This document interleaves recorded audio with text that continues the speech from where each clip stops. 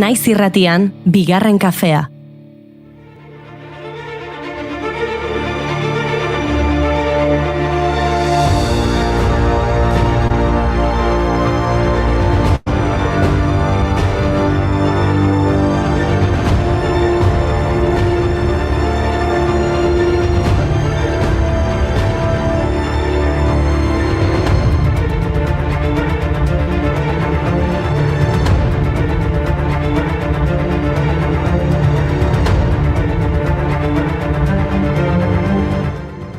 Arratsaldeon, badekizue, lehenengo kafea esnatzeko izan ohi da, eta bigarrena gozatzeko. Beraz, ongi etorri, bigarren kafera. Kafea beharko dute bai, kafea beharko dugu akaso, gaur, Euskal Herriko herri askotan. Gaur, ekainak 13 ditu, eta San Antonio egun ospatzen dute txoko askotan. Ligiaterein, Etxaurin, Arrangoitzen, Deban, Errezilen, Ataunen, Abadiñon, Zeberion, Igorren. Nabaritzen da bai uda agertu dagoela. Herri eta auzoetako festak ugaritzen hasi dira.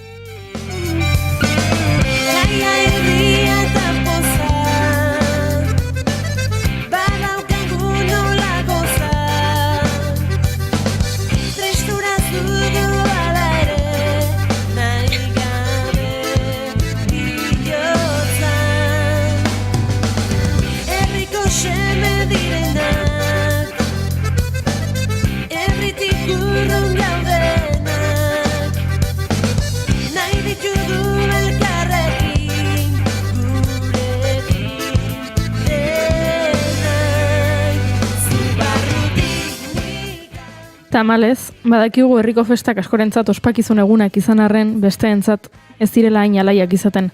Festa giroan eraso sexistak areagotu egiten dira. Horregatik, aurtengoan ere gune moreak ugaritu egingo dira. Gune moreak eraso matxistak salatu, protokolo feministak ezagutu eta gaiari buruz zerbait esan nahi dutenentzako espazioak dira. Protokolo horiek taberna eta txosnetan banatu dira, erasoren bat egonezkero, egoerari lehentasuna eman eta behar izanezkero parranda eteteko. Basati bati nire izanik ez karteletan, nire izanik ez papeletan, ta esan dezagun argi etzarela beste egiten ari. Ez esan baiet, ez esan baiet, ez esan baiet,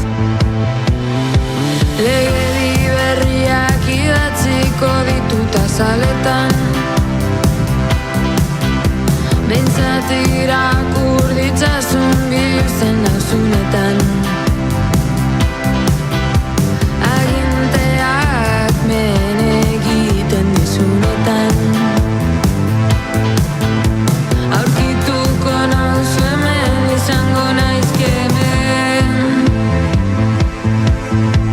Ukitzen den gorputzoro, mintzen den bihotzoro da nirea. Ustelko zaitu, libratzen zaituzten kartzeletan. Horixe gertatu da, asteburu honetan Iruñeko Errotxapeako auzoan ospatu dituzten jaietan. Zenbait sexu eraso izan zirela salatu du Errotxapeako talde feministak eta eraso horien berri izan zutenean txosnagunea itxi zuten protesta gisa. Ondoren, mezu hau zabaldu zuten sareetan. Nazkatuta gaude, ez badakizu egoten geratu zaitezte etxean. Ez dugu inolako erasorik onartuko. Aurrean izango gaituzue. Erasoen aurrean, autodefentsa feminista. Bada hori, festa giroan festa nahi dugula. Eta behin eta berriz esango dugu, festak eten behar badira, eten egingo ditugu.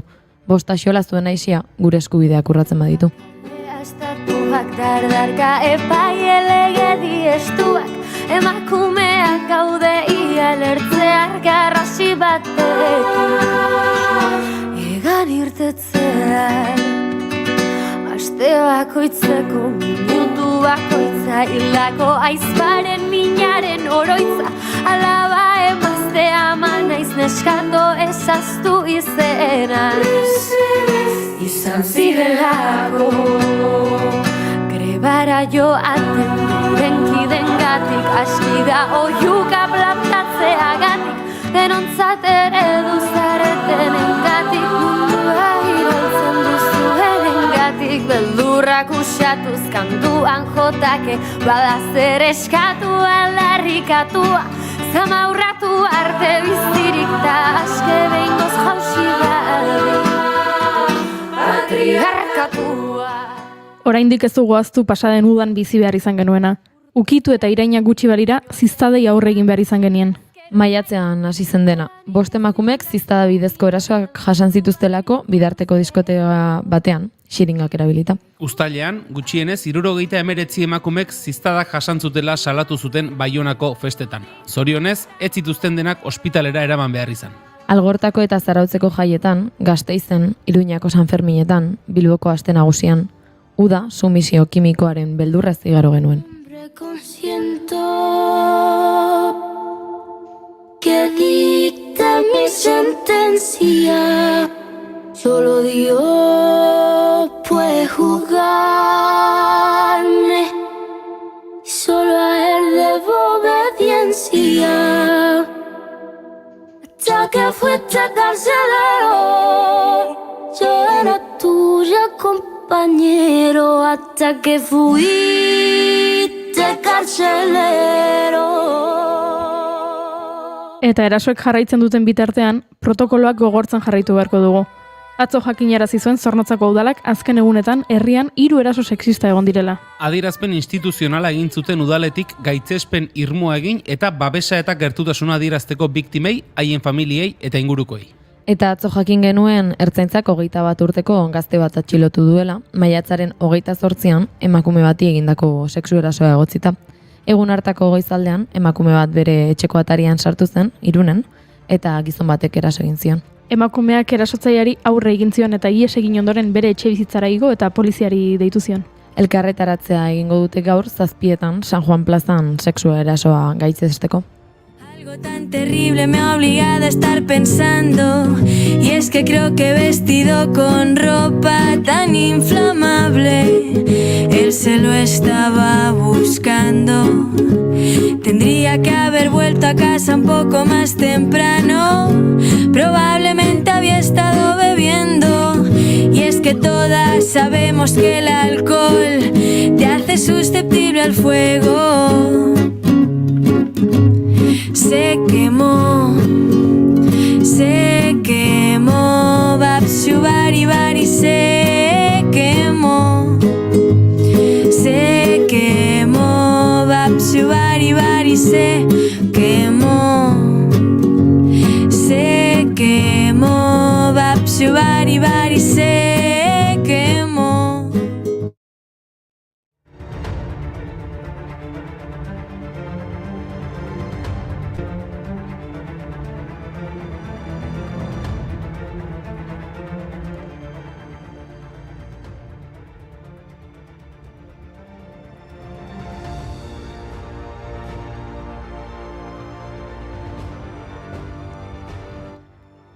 Bestetik, udaltzainek 29 urteko gizonezko bat 2 aldiz atxilotu zuten asteburu honetan. Azken atxiloketa igandean izan zen, bikotekidarekiko urruntze agindu hautsi eta Salburu auzoko bere etxera sartu zelako. 48 ordu lehenago, larun bat goizaldean, gizon bera atxilotu zuten Gasteizko kale batean biktimarengana gerturatu zelako. Tamalez, badakigu, urruntze aginduaren austea gauza serioa dela. Gasteizen dugu adibiderik garbiena. Maiatz 11an aurkitu zuten Maialen Mazonen gorpua, baina ertzaintzak urtarriletik zekien emakumearen bikotekideoiak urruntze agindua urratzen zuela. Erkorekaren arabera, erakunden arteko komunikazio hutsegite batzuek eragin zuten Mazonen babes falta, eta indarkeria matxista pairatu duten emakumen arrisku maila neurtzeko erabiltzen duen sistema berri ikusten ari omen dira.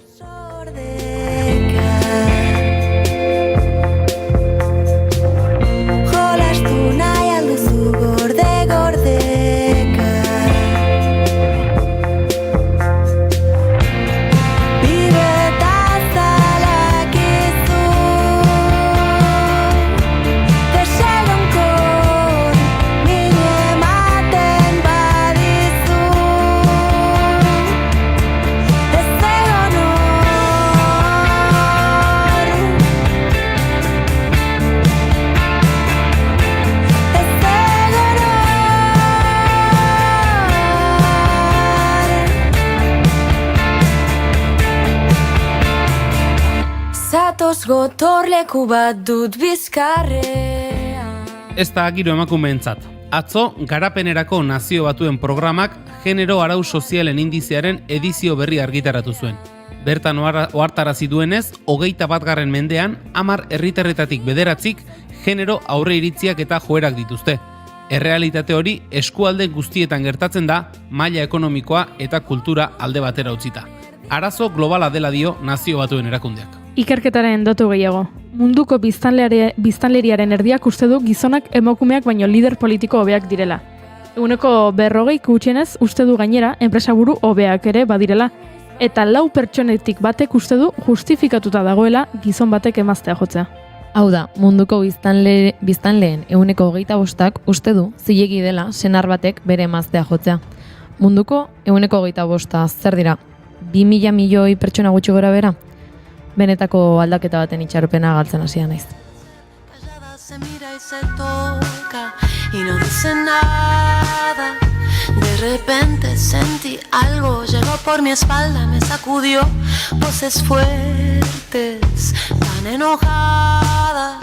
Pañuelo en mano para nombrar a cada mujer desaparecida, a cada muerta solitaria por quien no hicimos nada. Puño en alto, esto no va más. No callaremos y aquí presentes tus viejas maneras de vamos ya.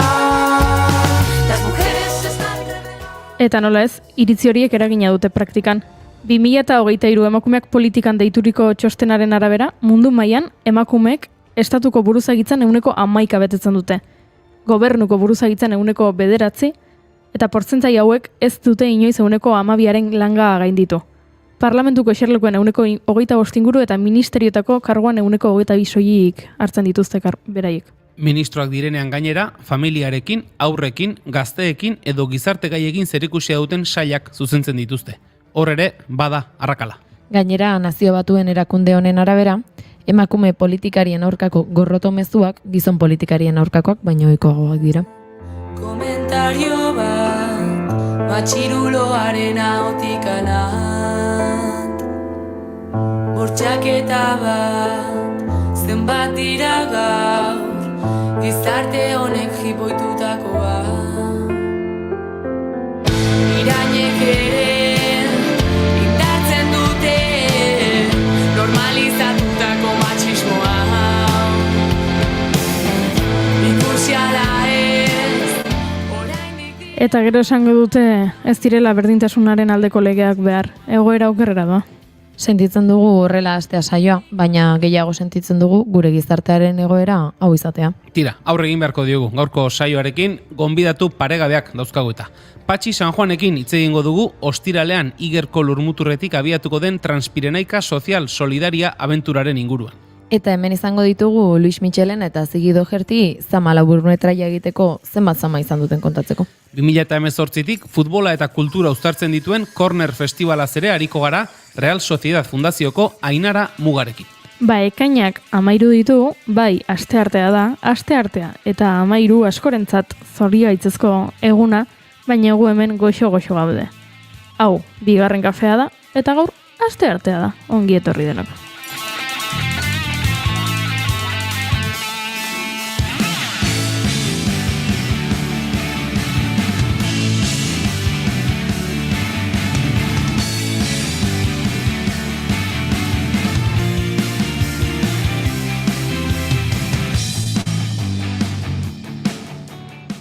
Zuekin, Julen Goikutxe hor begozo. Dantza ez duzu egin, arratsaldeon. Arazo teknikoak nituen. Ja. Intxitxitxu egin. Zuekin, guztiokin, June Romateti barguren. Atxaldeon.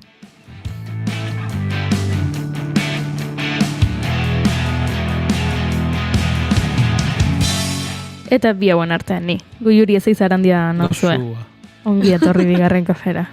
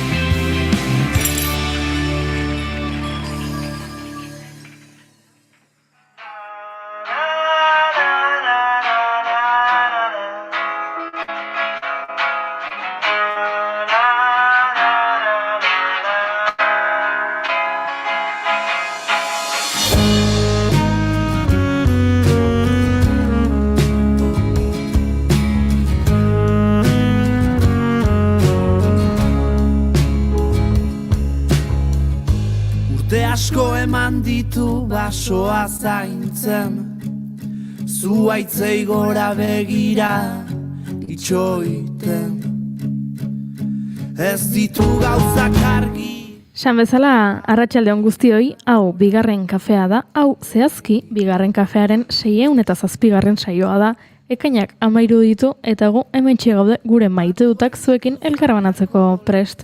June Romate eta hasi beharko da, Julen Goikoetxea etxeko lanak egin gabe etorri baita eta. Bueno, nik egin ditut etxeko lanak, trenean behintzat pentsatu dut honetan. Hala ere etzait zaila egingo, Zuk aipatu duzun bezala, gaur asteartea eta 13 da. Goizean goiz jaso deten mezu batean holan jartzen zuen, kontuz gaur astearte eta 13. Eta momentuan pentsatu da. Betiko tontakeriak, ez? Eta normalean ez diot horrelako gauzi garrantzia ematen.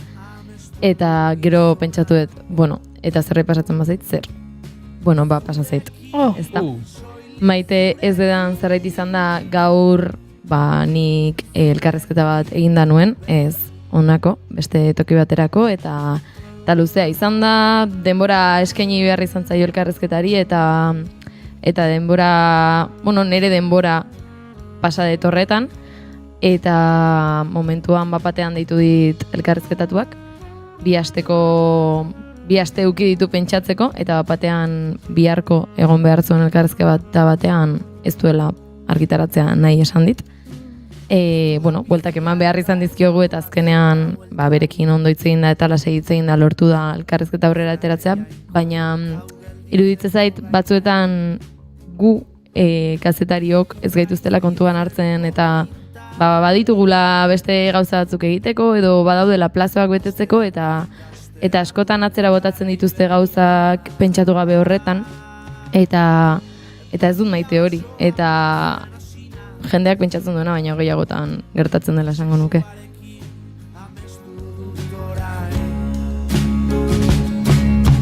Zurekin, soilik zurekin, zurekin. Bai, June. Gertatzen da ez da.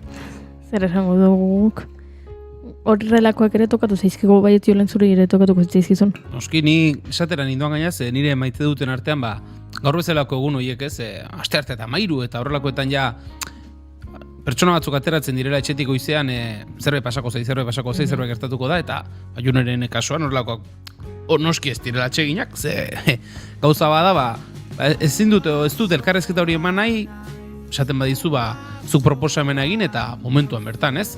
Baina Junek esaten zuenarekin bat etorriz, hemen argitalpenak izan paperekoak, edo digitalak, edo irratsaioak, egin behar dira, kazetari ez gain protagonistak ere behar ditugu, zalantzi izpiri gabe, eta protagonista horiek, norbaitek ez badu elkarrezketarik eman nahi zilegi da, baina beti ere pentsatu behar da, berak ezezko amaten baldin badu azken unean, programa hori edo argitalpen hori, umezurtze geratzen dela, eta orduen buruan oso zaila dela, alde batetik gonbidatu bat lortzea eta gonbidatuari beti ere sortzaion errespetu horrekin landu behar den elkarrizketa, gaia, erreportaia dena delakoa behar bezala landu alizatea. Beraz, June, animo! Horrelakoak, zoritxarrez esango dizut baita ere ez dela gertatuko zizun azkena izango ziurrenik, baina tira, danetatik ikasten da zerbait, eta hori, ja segin gu, ez Goiuri, nire maite dut ez edo dena delako honekin, esan dida zulen ez da pentsatutakarri, Junek zabaldu duen uberan sartu naiz, erreleboa ondo hartu dut, grupila ondo hartu dut, lehen da bizi hori aprobetxatu dut, berriz ere esango dute Dona Peñaniz Nietoren aldarrikapenarekin bat egin eta maite dut ikabe etortzeko eskubidearen enegarren aldarrikapen ere egingo dudala gaurkoan, baina orain beste bat ere esango dizut, orain arte bate gabe, baina orain beste bat ere esango dizut. Maite dut, gaur ez da egunik egokien hori esateko, baina dagoen uda usaina. Ara... Bai, uda usaina dago. Festak hasi dira, eskoletako ikasleak hasi dira goizez bakarrik klasera joaten, arratsaldean horren ondorioz gurasoek ere presa gutxiago dute etxera joateko iluntze partean eguraldi ona dagoenean, eta uda usaina datorrenaren adibide pare bat, kirolaren ikuspuntutik ere jarriko ditut, batetik estropadak ere da pixkanak ari dira, iragan asteburuan uste dut izan dela Euskadiko traineru txapelketak jokatu dira, eta ditxosozko turra, Txosozko turra ere badator, oraindik baten bat ohartu espaldin bada, Euskal Herritik abiatuko da urten, uztailaren batean, eta turru usain hori ere gero eta nabarmenagoa da, eta, bueno, guri tokatzen zegunaren aldetik, gozatuko dugu turrarekin, baina datozen bi asteetan, prestaketa lanak ere egitea tokatuko zaigu, horretan murgildu beharko dugu, beraz, uztaila ederra izango da, datozen 10 egun hauek, akaso ez hainbeste. Hope this song will take care of me when I die. Will I go? Oh, let someone set my heart free. Anthony and the Johnsons taldearen abesti hau agian ez da proposena orain kontatuko dudana laguntzeko, baina abestia ederra da eta kontatzera noana uste dut ederra dela baita ere. Izan ere, gaur, barrez lertu naiz, bigarren kafean. Ara?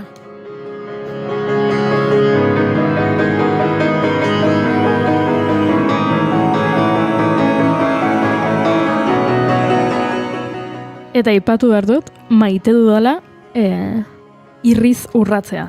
Hori gertatzen denean, zoragarria iruditzen zait, eta aspaldian hainbeste barre algara egin gabe nengoen, eta txorakeria batengatik izan da.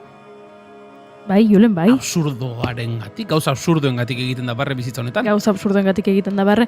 Ez beti, baina bai, bereziki saio honetan bai, laborategi honetan bai. Ondorioa, saio honetan jende absurdoa dago. Gaur nekatuta etorri naiz bigarren kafea, buruko minarekin izan dut horrelako istripu txiki bat etxeko butano gasarekin. Eta erdi zorabiatuta iritsi naiz bulego hontara, eta agian horren ondorioak albokalteak izango dira, baina Julen bada pertsona bat graziosoa izatez. Bada. Eta egiten ditu horrelako iruzkin txikiak, eta bera ez da ohartzen, baina oso barregarria da. Eta gaur elkarrizketa bat hasi aurretik, ez dakit minutu bat lehenago edo, segulako barre algarak bota ditugu hemen. Irratsaio honetan. Ditugu. Zehaztu behar dugu, June. Hori hasi da, barrez lertu beharrean algaraka, eta momentu batean elkarrizketa egiteko gai izango tezinen ere, zalantzan jarri dugu, baina zure profesionaltasuna beste bainera erakutsiz, barre algarari eutxi, eta elkarrizketa aparta ontzea lortu duzu. Elkarrizketa egin dugu, eta oraindik zalantza egiten dut, ea elkarrizketa egiteko gaina izan.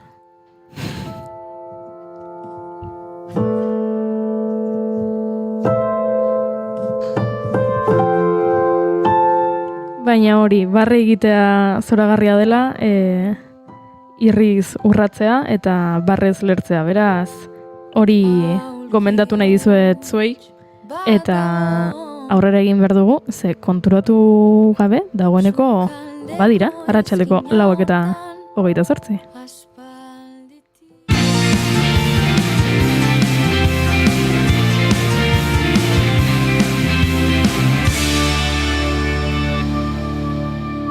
Emaiozu bigarren aukera bat egunari. Naiz irratian, bigarren kafea.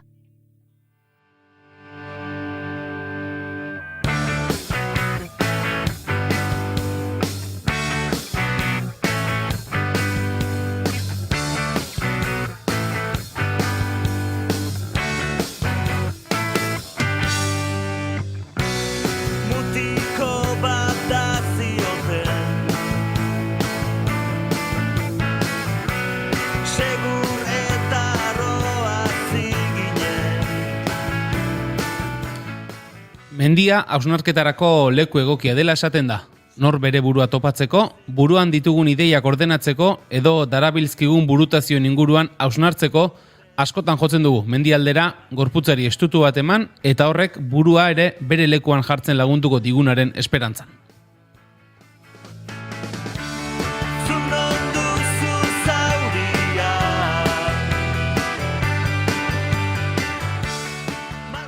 Kontrapuntua ere badu ordea mendiak, taldean joan eta jende berria ezagutzea, harreman berriak egitea eta esperientziak partekatzea ere eragin dezake. Bien arteko uztarketa bat egiten du Transpirenaika Sozial Solidaria ekimenak eta aurten 10. egingo dute Pirinioetako zeharkaldia bazterkeria arriskuan dauden gazte ugarirekin.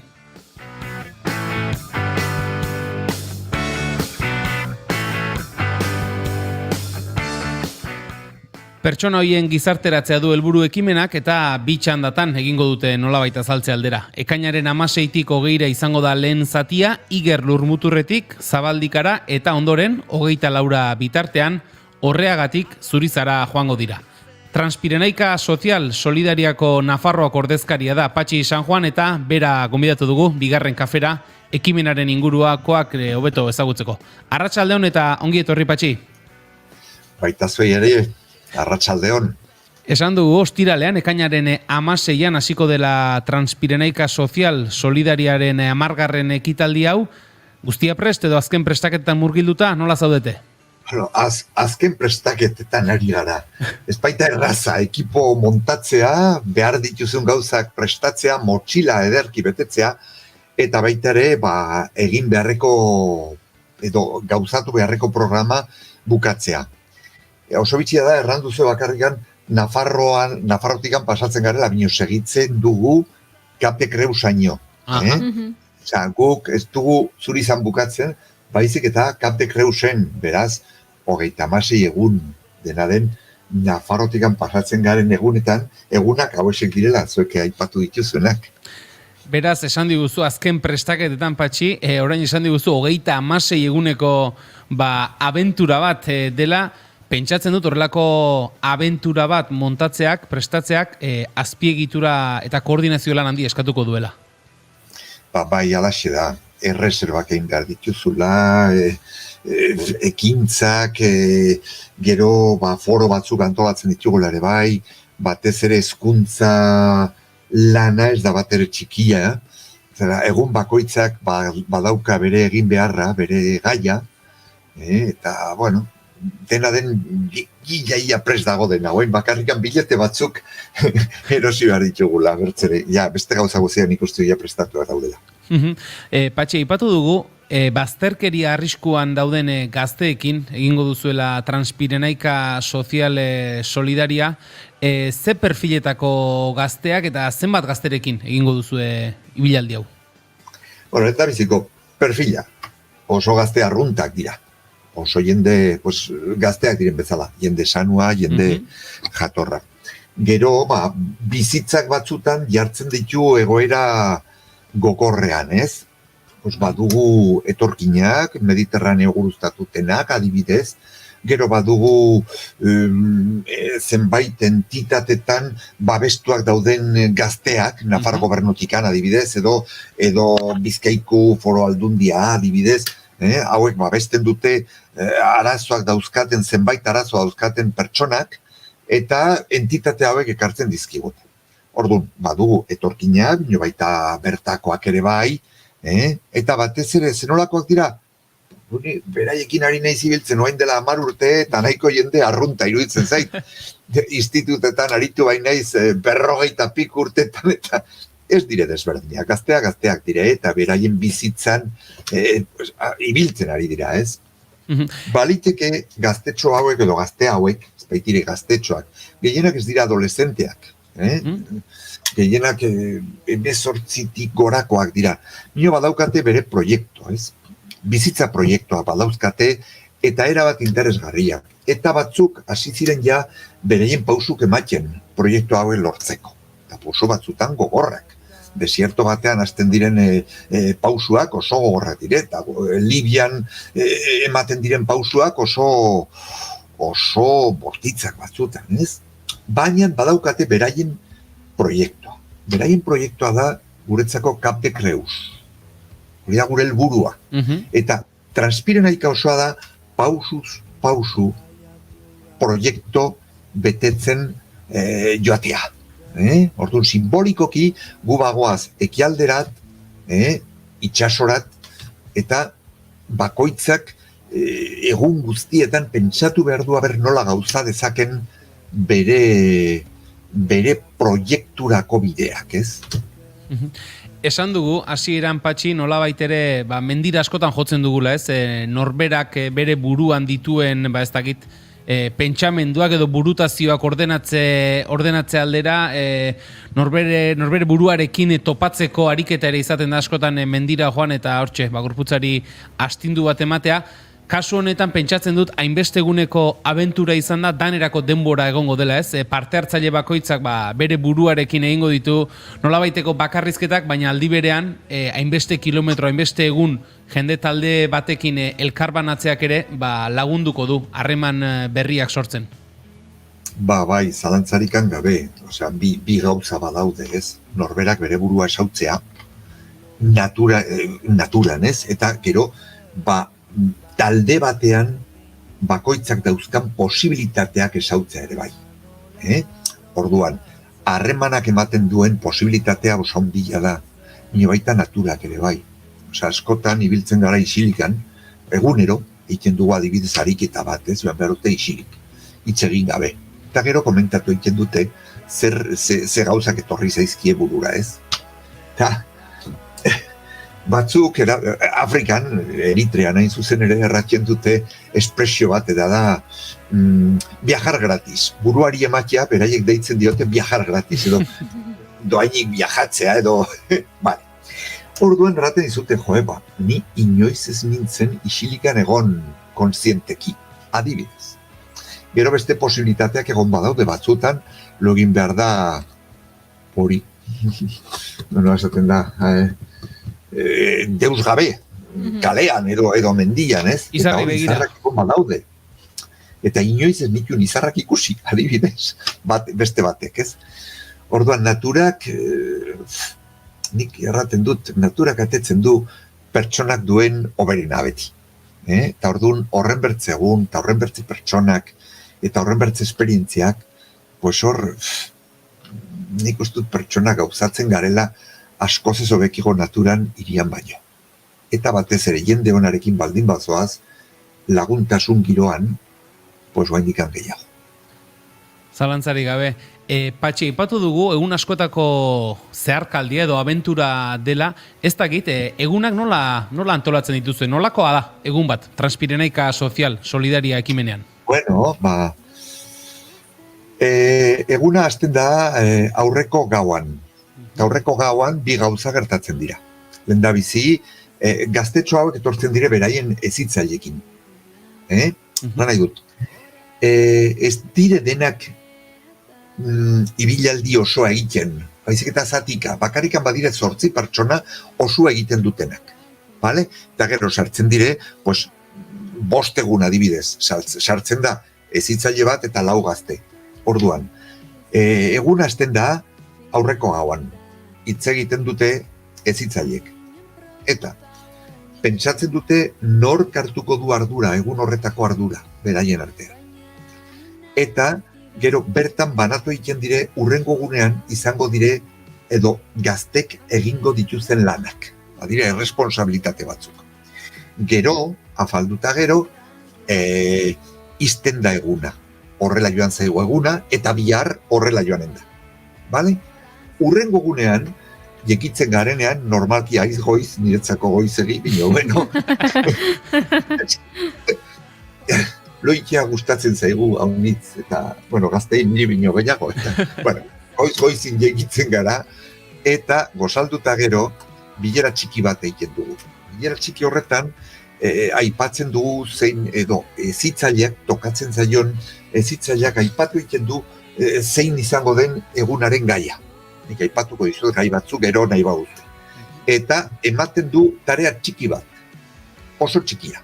Eta tarea txiki honetan badago gauza konkreto bat. Erran behar du, ezautu behar zuen pertsona berri bat. Ibiltzen zaretenean, hitz egin ezazu eta bai. Eta gero beste tarea. Ematen dire, egin beharreko lanak, esplikatzen da nolakoa den ibilaldia, eguneko ibilaldia, eta nolabiteko simbolo batekin abiatzen gara aurrera batekin. Azten gara ibiltzen. Batzuk hitz egite dute, altapaz gora baldin bada, pues hitz egite dute gutxigo, pasatzen direnean, ordu bat, edo erraten duzu, isilikan, erraten du koordinatzaileek, ez? Isilikan oain, martxa zazue isilikan. Gero, badugu poema batzuk eta inspiratzaileak diren testo batzuk, eta gelditzen gara berriz, eta irakurketa txiki bat egiten dugu. Segitzen gara ibiltzen. Gero, gosaria, gosaltzen du, jaten zu pikin bat, eta segitzen duzu.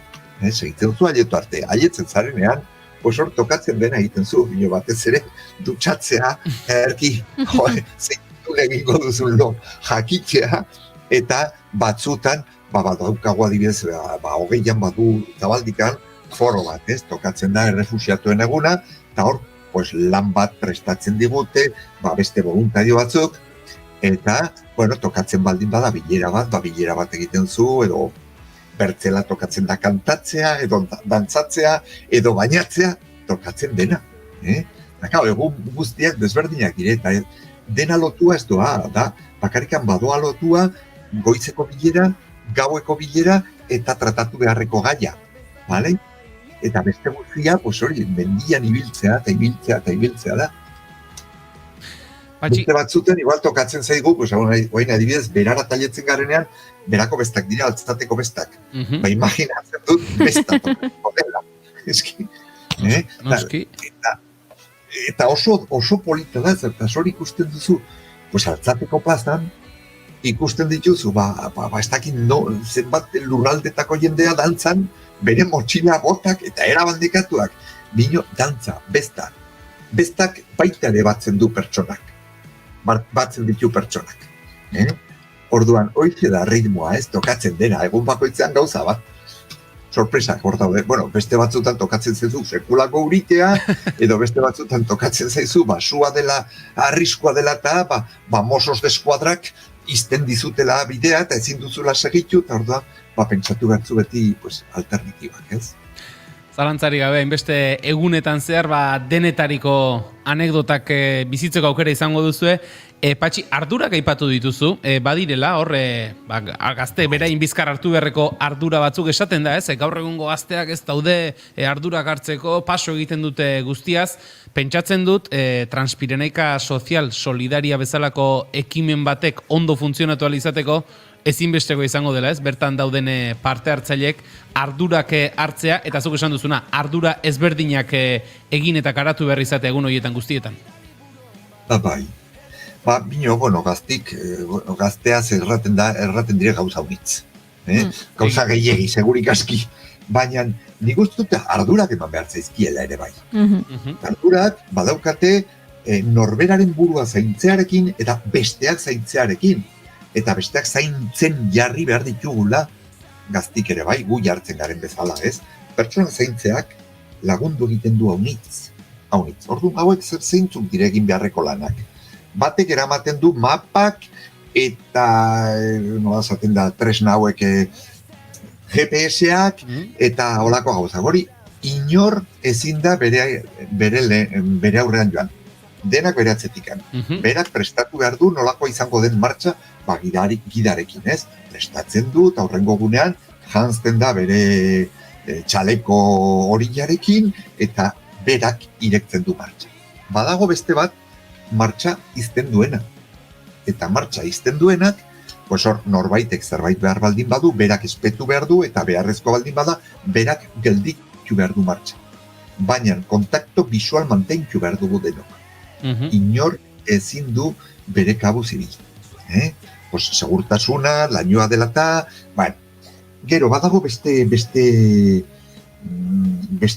ardura bat. Eta da, deitzen dioguna, el guardián del buen rollo. Izena bera polita da. Bai, oso polita da. Berak konturatu behar du, gatazka baten bat badagoen, edo rollo txar baten bat badagoen, eta orduan laguntza eskatu behar du ezitzaile bati. Haizu hau gertatzen ari da. Orduan ezitzaileak proposatu egingo du bitarteko beharrezkoa baldin bada, edo egin beharrekoa eginen du. Eta hau, guardián del buen rollo, da azkeneko bilera eramaten duena.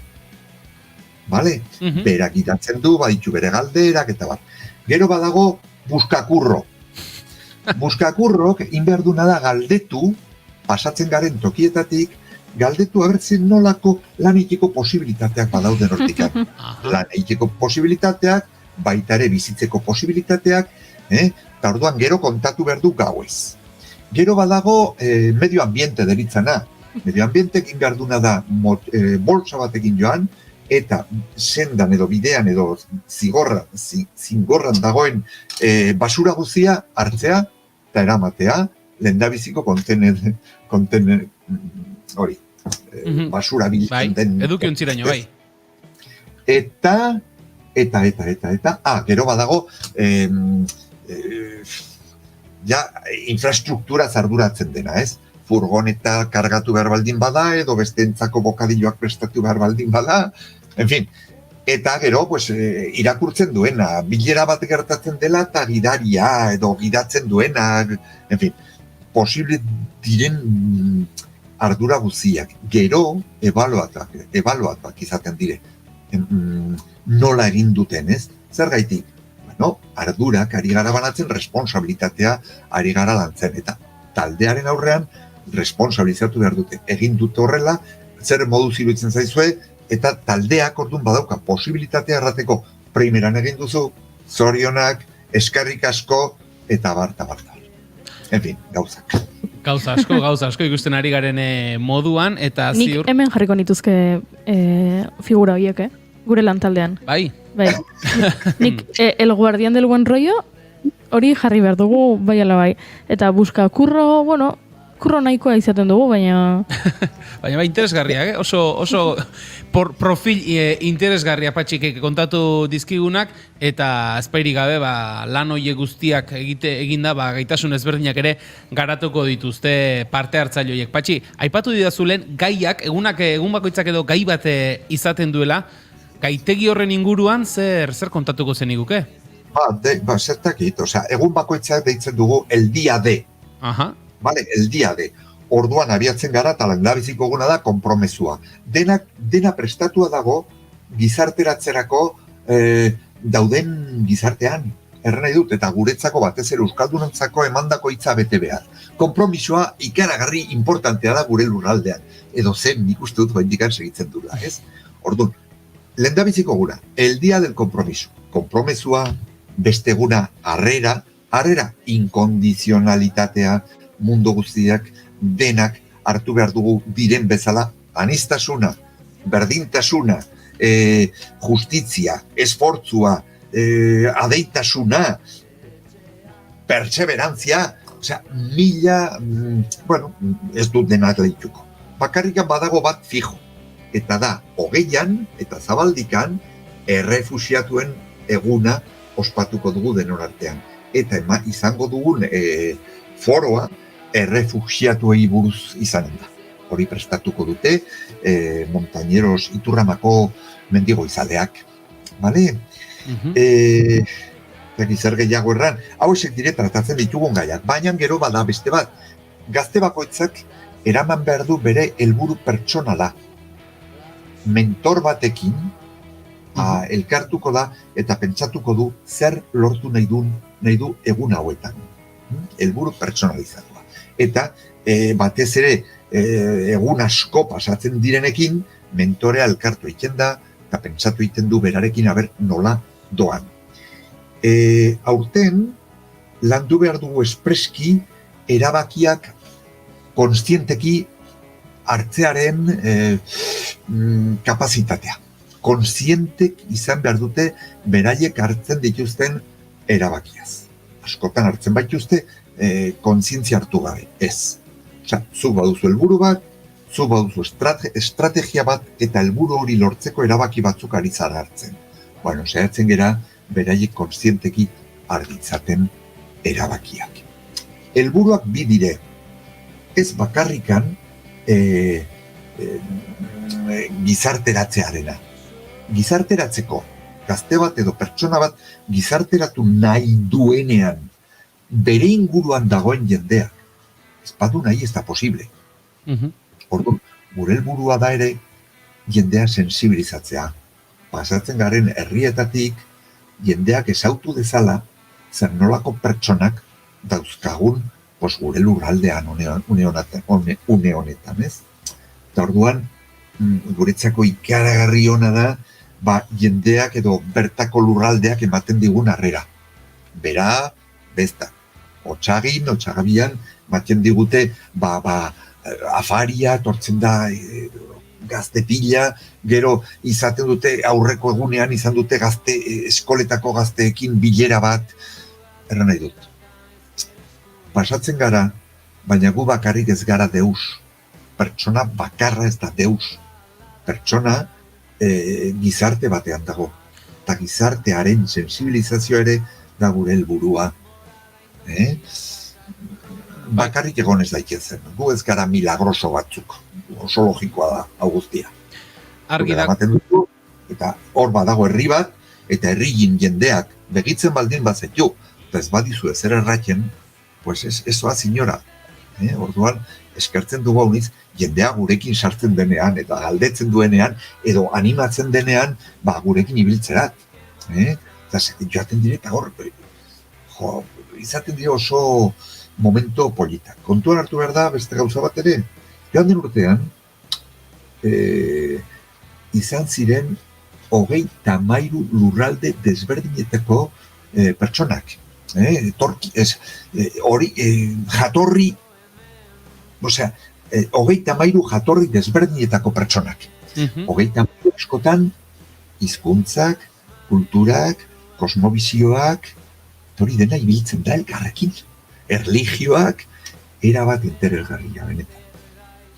Zalantzari gabe kontatzen ari zaren Patxi, benetan da interesgarria, eta zuk esan duzu zuek eratzen zareten edo geldialdiak egiten dituzuen herrietako jendearekin harremanak izatea maitu duzuela, eta argi dago Transpireneika Sozial Solidariak ere uzten duela leku hietan arrastoa, bestela ziurrenik aipatu duzun kasua, otxagin afari ematen badizu eta horrelako gauzak, zuek ere zabiltzaten lekuan arrasto uzten duzuenaren seinale izango da. Bukatze aldera, Patxi, 10. ekitaldia izango du aurtengoa, pentsatzen dut 10 ekitaldi hoietan eramaten duzen motxilaz gain, bueltarakoan bigarren motxila bat ere karriko duzuela, bizipenen motxila bat, ze bilakaera, nola aldatu da, aldatu baldin bada behintzat Transpireneika Sozial Solidaria hau, 10 ekitaldi hauetan?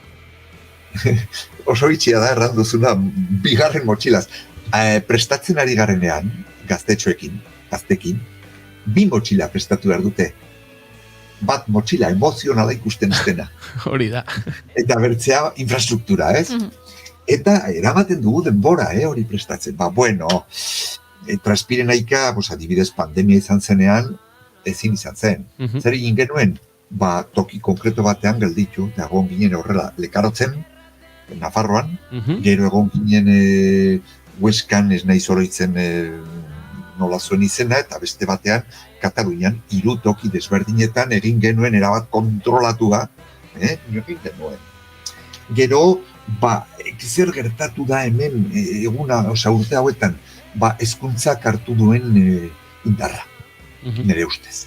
Mendira joaten ginen, mendila berez ezgarria da, berez. Baina, programatzen baldin baduzu, sartzen baldin baduzu, baloren historioa edo, hori aldatuz doa urtetik urtera, eta sumatu egiten da. Eta gero badago beste gauza ere bai. 10 urte pasa dira eta orain emaitzak ikusten hasten gara. Orain bai. Gazteak badauzkagu ja lanean, batzutan matrimonio mistoak, beste batzutan ikasten eta lanean, beste batzutan ikasten bakarrik, eta poliki ikusten duzu nola pasatzen dire parte hartzerat, gizarte honetan ja parte importante izaterat. Hain zuzen ere, aurten, ez dakit, ezautzen zuen, Nafar gobernuak ematen du Navarra de Colores saria. Navarra de Colores ematen da, napartar bati, kanpotik etorritako napar bati, baldin eta Nafarroaren bizikidetza hobetu badu. Bale? Eta izan dugu, 2 urte izan du da hau. Eta 2 urtetan, 2 pertsona guriak izan dira. Txarra dut, Transpirenaikoak izan dira. Eta urten izan zen, da biziko saria, gure gazte batentzako. Eta guk ezautzen dugu nola jaso genuen mutila hau, eta zer nolako pausuak eman dituen, ez? Orduan, gu alde horretatik oso konten gaude, ikusten baitugu beraien bizitza nola doan. Eta baten bat gelditzen bazaizu, kanpoan edo zintzilka gelditzen bazaizu ere, orokorrean gehienak oso bizitza normalak eta politak ari dira izaten. Eta gainera, emaileak direla ja. ikusi behar, zer nolako mezuak ematen diete gazte hauei, beraie bino gazteagoak direnei, dengo gurin Pakistango batek erraten zuen, jode, eskola batin, pero vosotros que podéis, estudiad, no os entiendo. Hori erraten du 24 urteko batek, eta bestiko ditu ziren. Orduan, nik uste dut aportazio oso politak izaten ari direla. Patxi San Juan, Transpireneika Sozial Solidaria Ekimeneko Nafarroako ordezkaria, behon dizuela, egiten duzuen lanagatik, ondo joan dadila aurtengo ekitaldia, mila esker, bigarren kafean izateagatik, eta uda ostean zergatik ez, egingo dugu. Beste solasalditxo bat, aurtengo Transpireneika Sozial Solidariak ematen duenaren inguruan. Eskerrik asko eta ondo joan dadila dena, Patxi. Primeran eskerrik asko zuei, eta behar baldin baduzu deitu, kobertura baldin badugu mentilin, erantzunen dizugu. Oso ondo ibilu. Gero arte.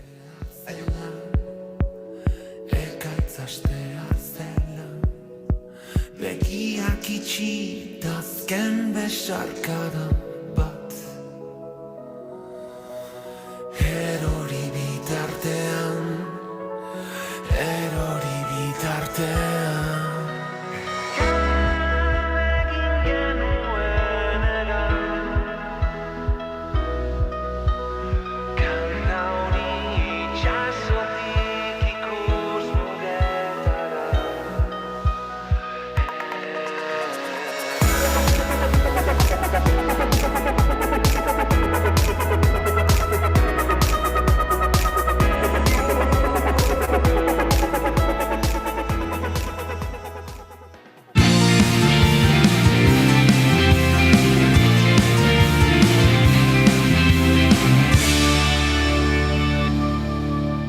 Bigarrenak ez direlako beti okerragoak, bigarren kafea.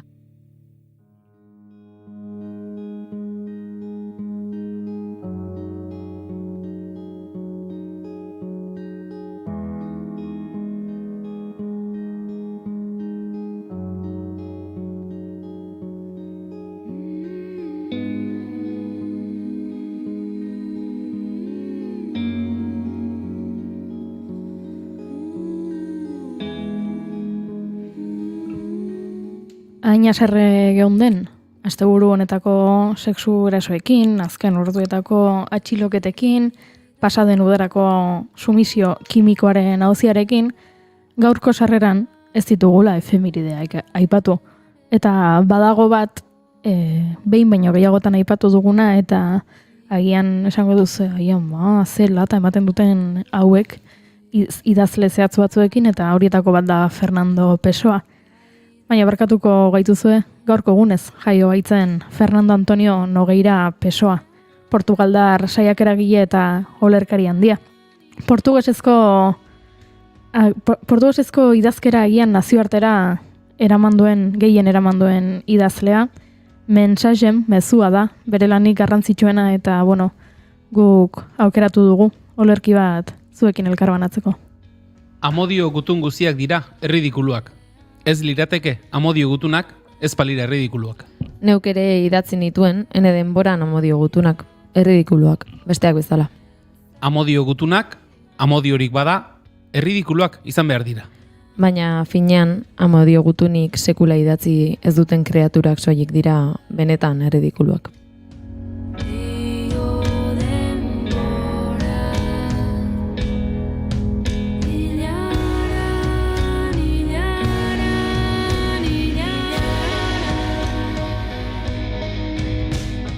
Beraz, bigarren kafetik deialdia egin nahi dizuegu. Izan zaitezte erridikulo, amodiozko gutunak idazteko bada.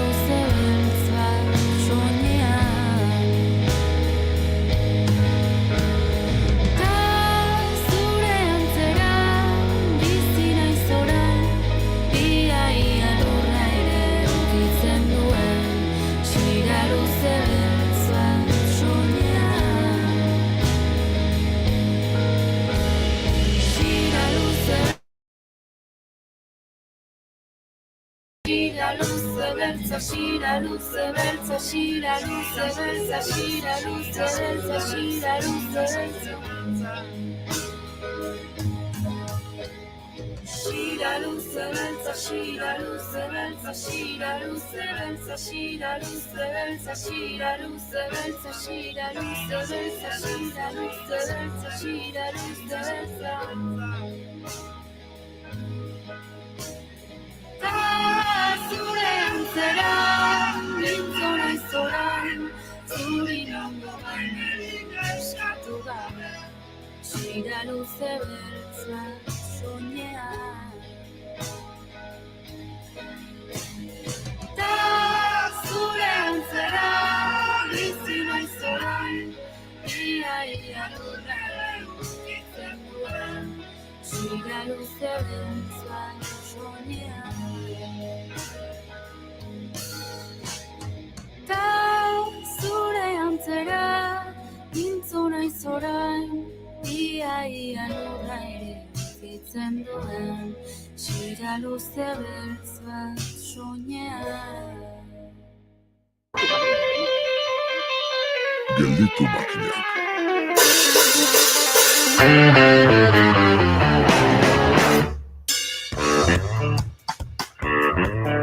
Pasa den asteko eurite lokalizatuek ibaien lehen eratzea zizketan harrapatu gintuzten. Ondorioz, temperaturen gorakadak zertan harrapatuko gaitu?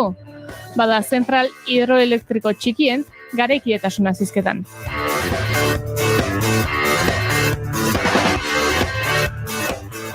Bide beretik jarraituko dugu izan ere timako errotazar indarratxeko German Egiluzekin izango dugun elkarrezketa asko aibisate ikerlarekin izen genuenaren osagarri dugu.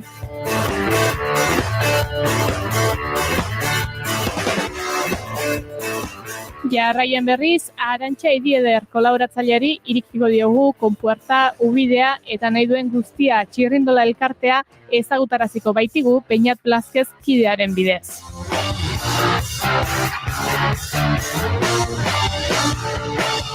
Indar sintetikotik abietuta beraz, Gelditu makinak saioaren 3. denboraldiko 33. saioa. 3-3-3, folkoa bete, asteragoaz.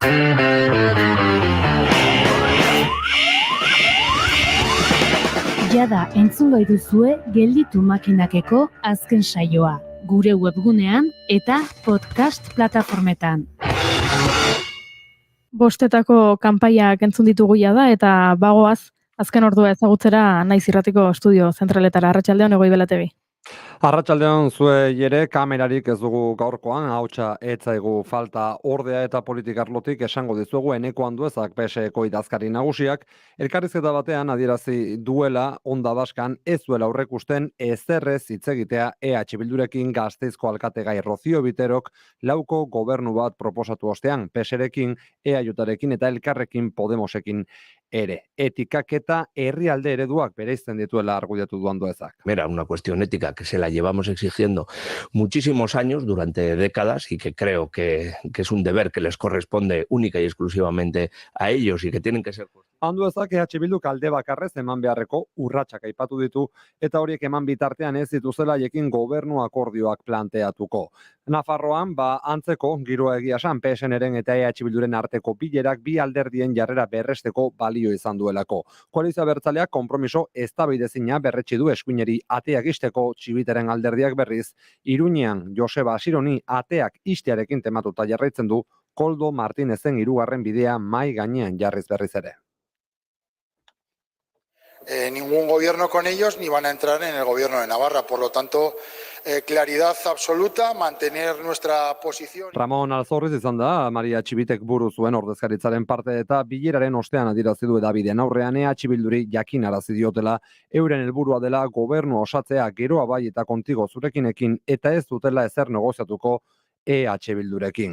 Bada txanponaren beste aldean hitz egiteko eta akordiotara heltzeko borondatea berretsi du EH Bilduk. Sozialistek mantentzen duten betoaren aurrean parlamentuko 3. indar politikoa eta Nafarroako lehen indar municipalista direla ekarri du gogora Laura Aznal lehendakarigai subiranistak. Erabakigarriak gara eta emaitzak ikusita are erabakigarriago. bide horretan aurrera egin ahal izateko. Horregatik, eskuinaren zarataz haratago, hitz egiteko eta adosteko gure prestutasuna berresten dugu gaur ere. Eta nazioartean aipamentxo bizorra Donetsko eta Zaporiziako zenbait herri bereganatu dituela baieztatu duelako Ukrainako gobernuak. Halaber, Errusiak ohi bezala gezurtatu egin du informazio hori.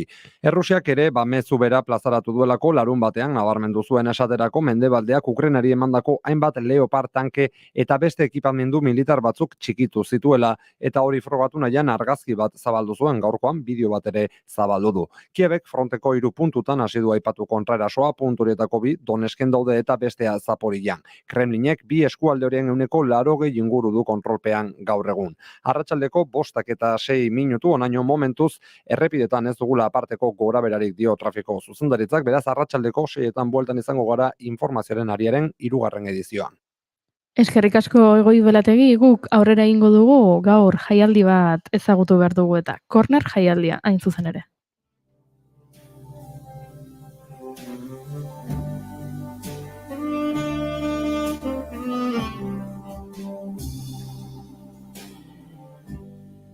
Agure zarra parkean atzokoaz berbadabiz gaur futbolak ez du hainbeste inporta baina ez du luze iraun. Gauza gutxi egongo dira futbola baino arrakastatsuagoak.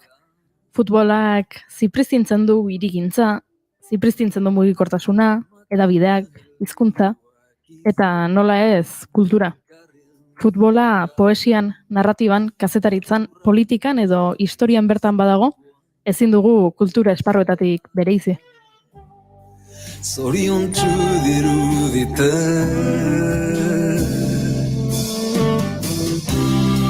gaueko 12 dira. Paul Osterrek esan zuen futbola mirari bat dela. Europarroi elkar gorrotatzea albidetu ziguleko elkar suntsitu gabe. Jose Luis San Pedro Galdiz, kultu hispaniko erlijiosoak fede berri bati bidea eman dio.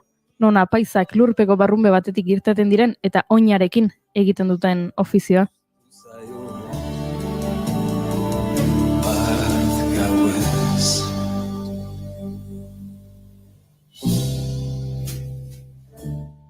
Eduardo Galeanok, agian idazle futbolzaleenak, esan zuen ez dut ezer originalik, zeren dakigunez, nire herrialdean ume guztiak amaren hanken artean agertzen dira gol oiukatuz.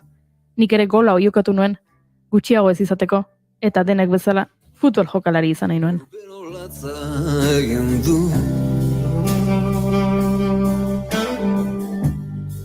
Atzotaren bezala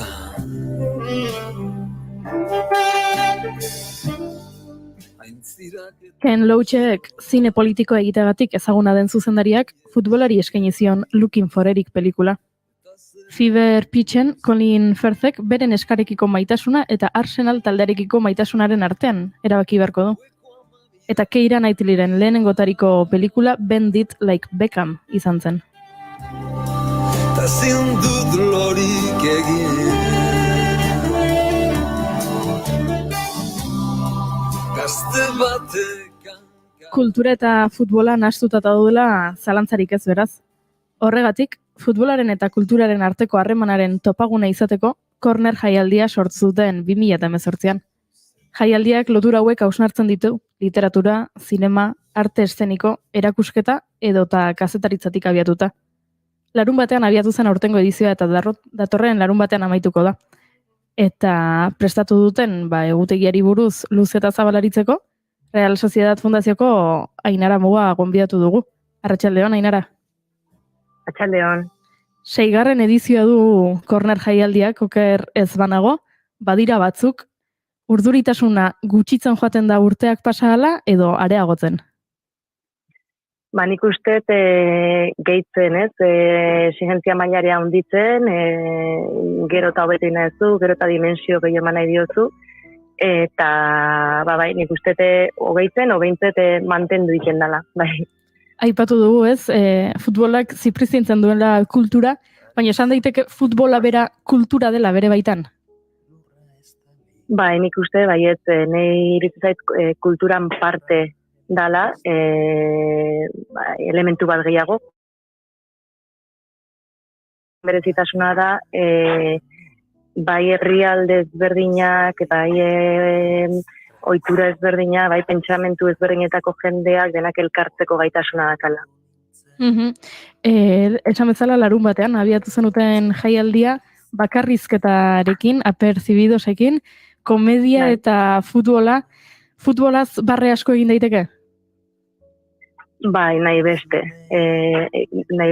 Iritz zaite humorez hartu leikeala pasatzeana, bizitzeko alorrez berdinetan bezala, ez?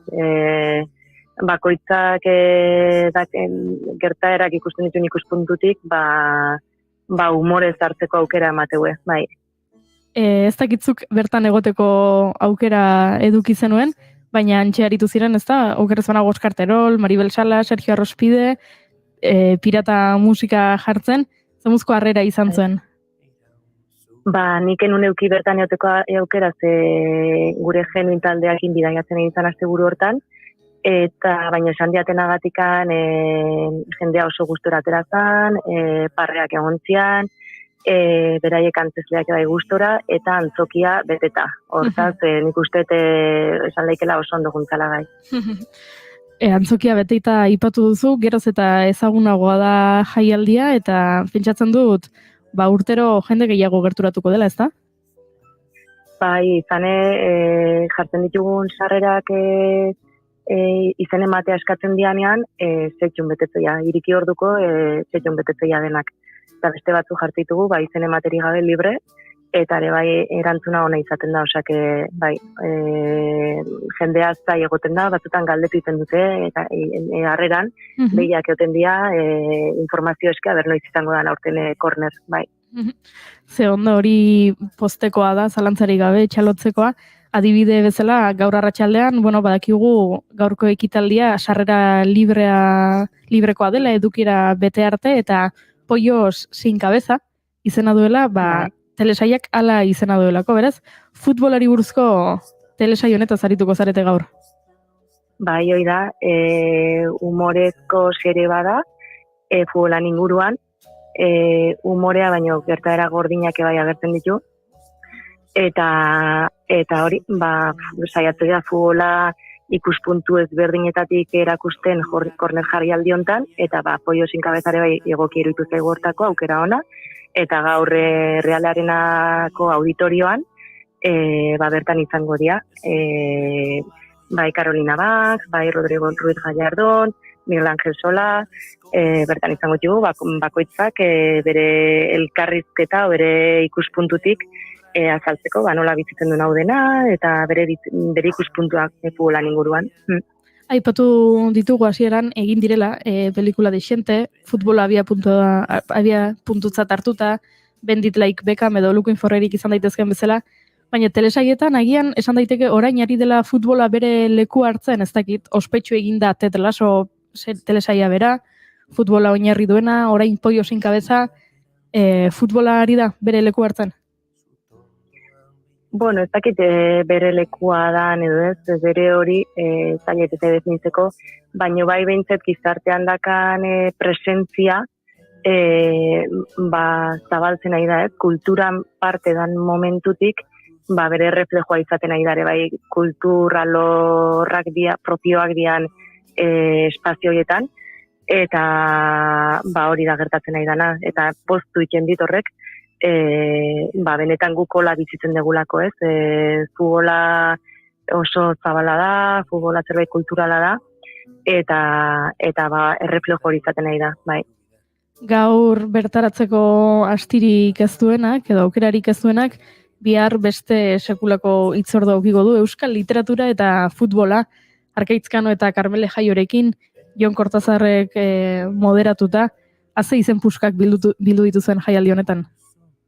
Bai, egia esan, bai biharkoa, euskal literatura eta futbolan bi personai oso garrantzitsu datoz, eta elkarrizketatzailea berare bai, Jon Kortazar, eta bai, ekitaldi ezberdinetan, aste honetan zehar, pixua duten pertsonak eta lanak ekarriko ditugu, eta gustora gaude zentzu hortan, eta esan berra dakate bai, aipatu dezunez gaur egoteko aukera ezakatenek, gure web horrian, ekitaldietako batzuk grabatu ingo ditugu, eta gero gure web horrian web horri egoko ditugu, nahi dunak ikusteko aukera izan dezan, etorri izan duten horiek, web horrian bitartez ikusteko aukera izango dute.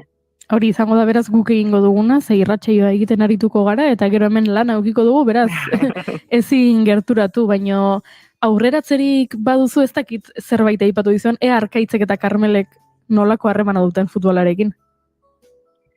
Bueno, ez dut gauza hondik esango, datozen horiek ez sorpresa izorratzeko, baina bai bakoitzak pixkat ikuspuntu ezberdinetik jorratuko dula, Arkaitzkan hori asko interesatzaio aurtaroko pertzepzio horiek, eta pixkat hortik jungo dala uste dut, Jon Kortazarreke badaka sekretutxoren bat, ekitaldian hasieran sorpresa bat egongo da, eta bueno, nahiko jantzia eta aberatsa izango da saioa bai.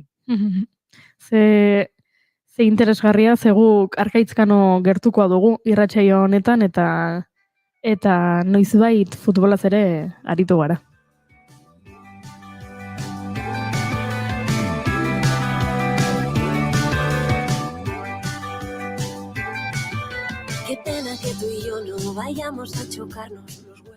Eta literaturarekin jarraituta, ostegunean Enrique Vilamatas, Visiones del Fútbol hitzaldiarekin.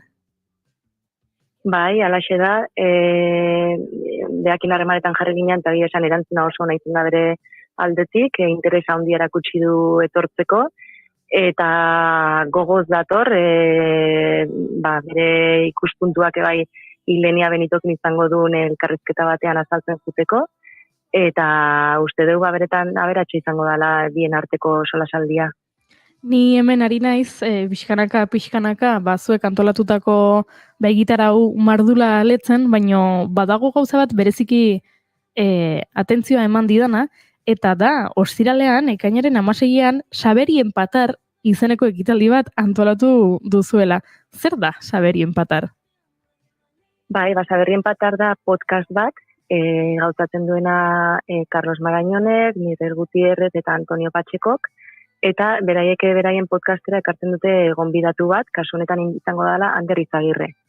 Orduan, ekitaldi hontara bertaratuko dianak, eukiko du aukera batetikan ikusteko podcast bat nola grabatzen dan, ikusteko, podcasta bera bizitzeko, ze oso podcast atseginak dira entzuteko, nahiko informalak, barreara egiten duenak, eta aldi berean podcasta zelaian izango da, eta jungo da lagundua bisitatxo batekin zelaian zehar, esperientzia bizitzea zelaian izango da helburuetako bat, eta bisitatxoa, kokteltxo bat, eta gero ja podcastean esartuko gaburu belarri.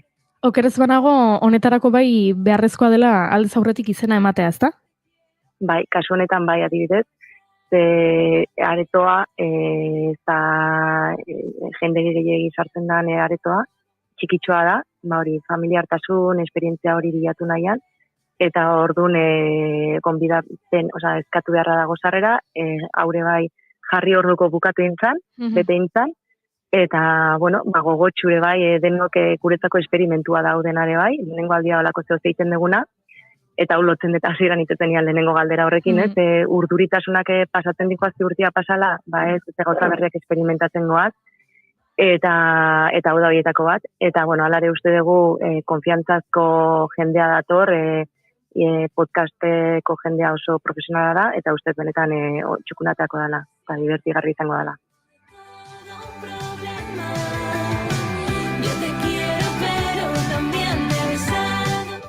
Guk irratsaio honetan bigarren kafean badugu kolaboratzaile bat, Marcos Tedin Uriburu, argentinarra da bera, baina euskeraz zoragarri egiten du, eta bueno, tarteka berarekin hitz egiten dugu, Argentinako errealitatea ezagutzeko, eta batzuetan hitz egiten digu musikaz, besteetan politikaz, besteetan han ikusi dituen pelikuletaz, baina beti aipamena egin behar izaten dio futbolari, badakigulako Argentina eta futbola ertxiki lotuta daudela, eta zuek ere hori ikusi eta antolatu duzu Chillidalekun Fervor albiceleste Argentina y el fútbol.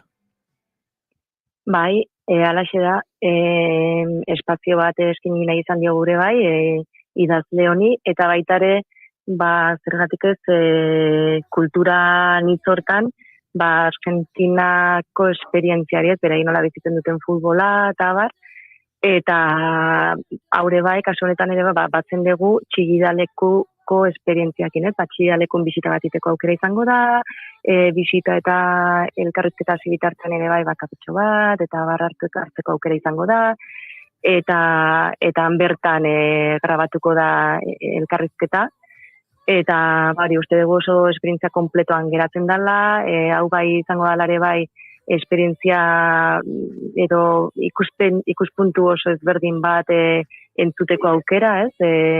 Nola bizitzen den Argentinan futbola, eta ulertzen saiatzeko beraien emozioiek eta hortarako aukeratuko dugu Chillidalekun.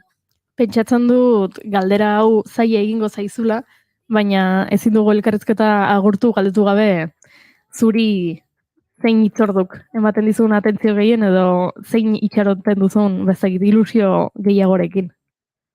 Nei atentzio gehien deitzen ditena, ze uste dut jaina jende piloa gerturatuko dela, da jarri dugun erakusketan, antolatu dugun erakusketan, 16an, ostiralontan, txurdin egongo da, argazkia sinatzen, 6-7 erakusketa txurdinen sortzailearen inguruan da, eta hortaz txurdinek eta realak espazio berezi batukiko du erakusketa horretan, eta nola gure maskota kutxuna ere bai zartxo batean bihurtzen nahi dan, eta autografoak sinatzen egongo dala gerturatzen darantzako.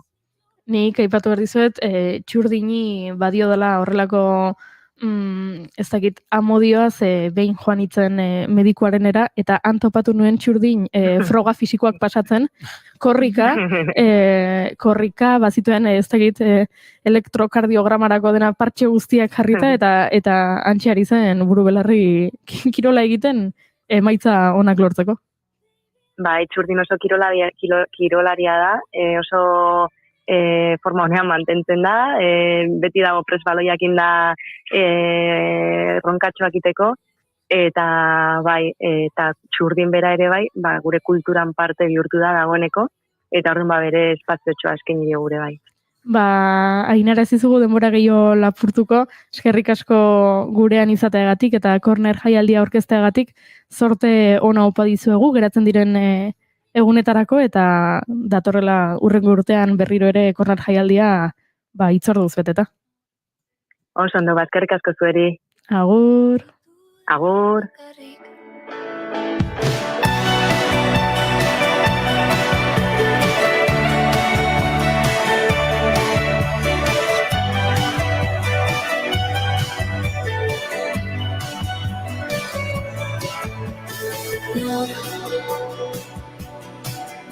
Sentitu da bakarrik, ni urterekin primera amoro que se bost. Urte pasa genituen, batak bestean beste non zaude orain.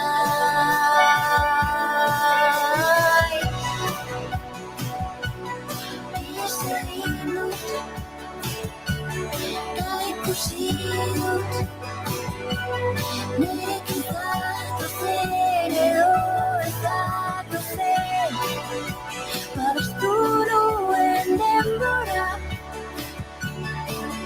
eta bere ingurukoek eskatzeari utzi zioten.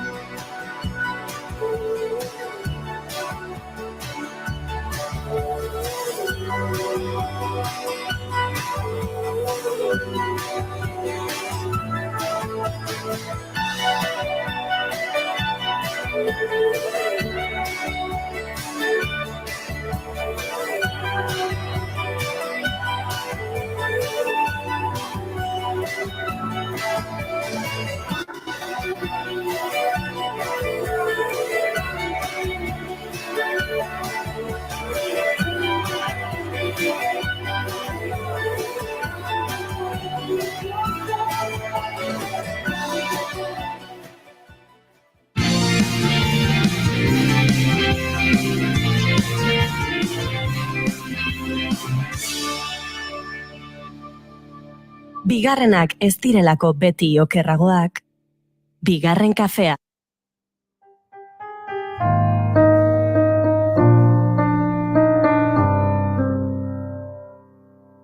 Zuregiak entzuten isilik jarraitu nahi nuke bizitza osoa. Uste dut ohitu nintzela egotera zure ondoan. Itxaron. Gorkak txatean galdetu du, zer modu zaudete? Ondo. Erantzun diogu oso ondo eta zu, eta erantzun du zepena. Gorka, argitu hemen gauzak, Txateko komentari horiek gaizki ulertuak eragin ditzakete eta ez da komeni. Zer modu zaudete oso ondo eta zu, zepena? Gorka azaldu. San Juanak, ipatzen ditu, motorrak berotzen, eta zuek kuadrilla eguna. Horrek ematen dio pena. Gorka izango da Euskal Herrian festai buruz informazio gehien dokan pertsona. Egia da. Horrek ematen dizu pena, Gorka, argitu mesedez, ze bestela aserretu egingo gara, pena ematen dizuna balin bada gu ondo gaudela, jada ez gara lagunak.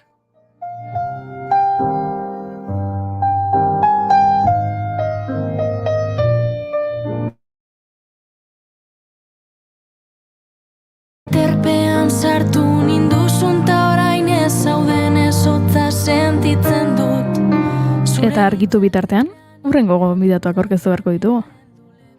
Nahikoa zaintzen aldugu albokoa. Bakoitzaren zama kontuan hartuta ez aldugu albokoa azten, edota bakoitzaren zama eskutatzera iristen algara ondokoari motxila ez betetzearen.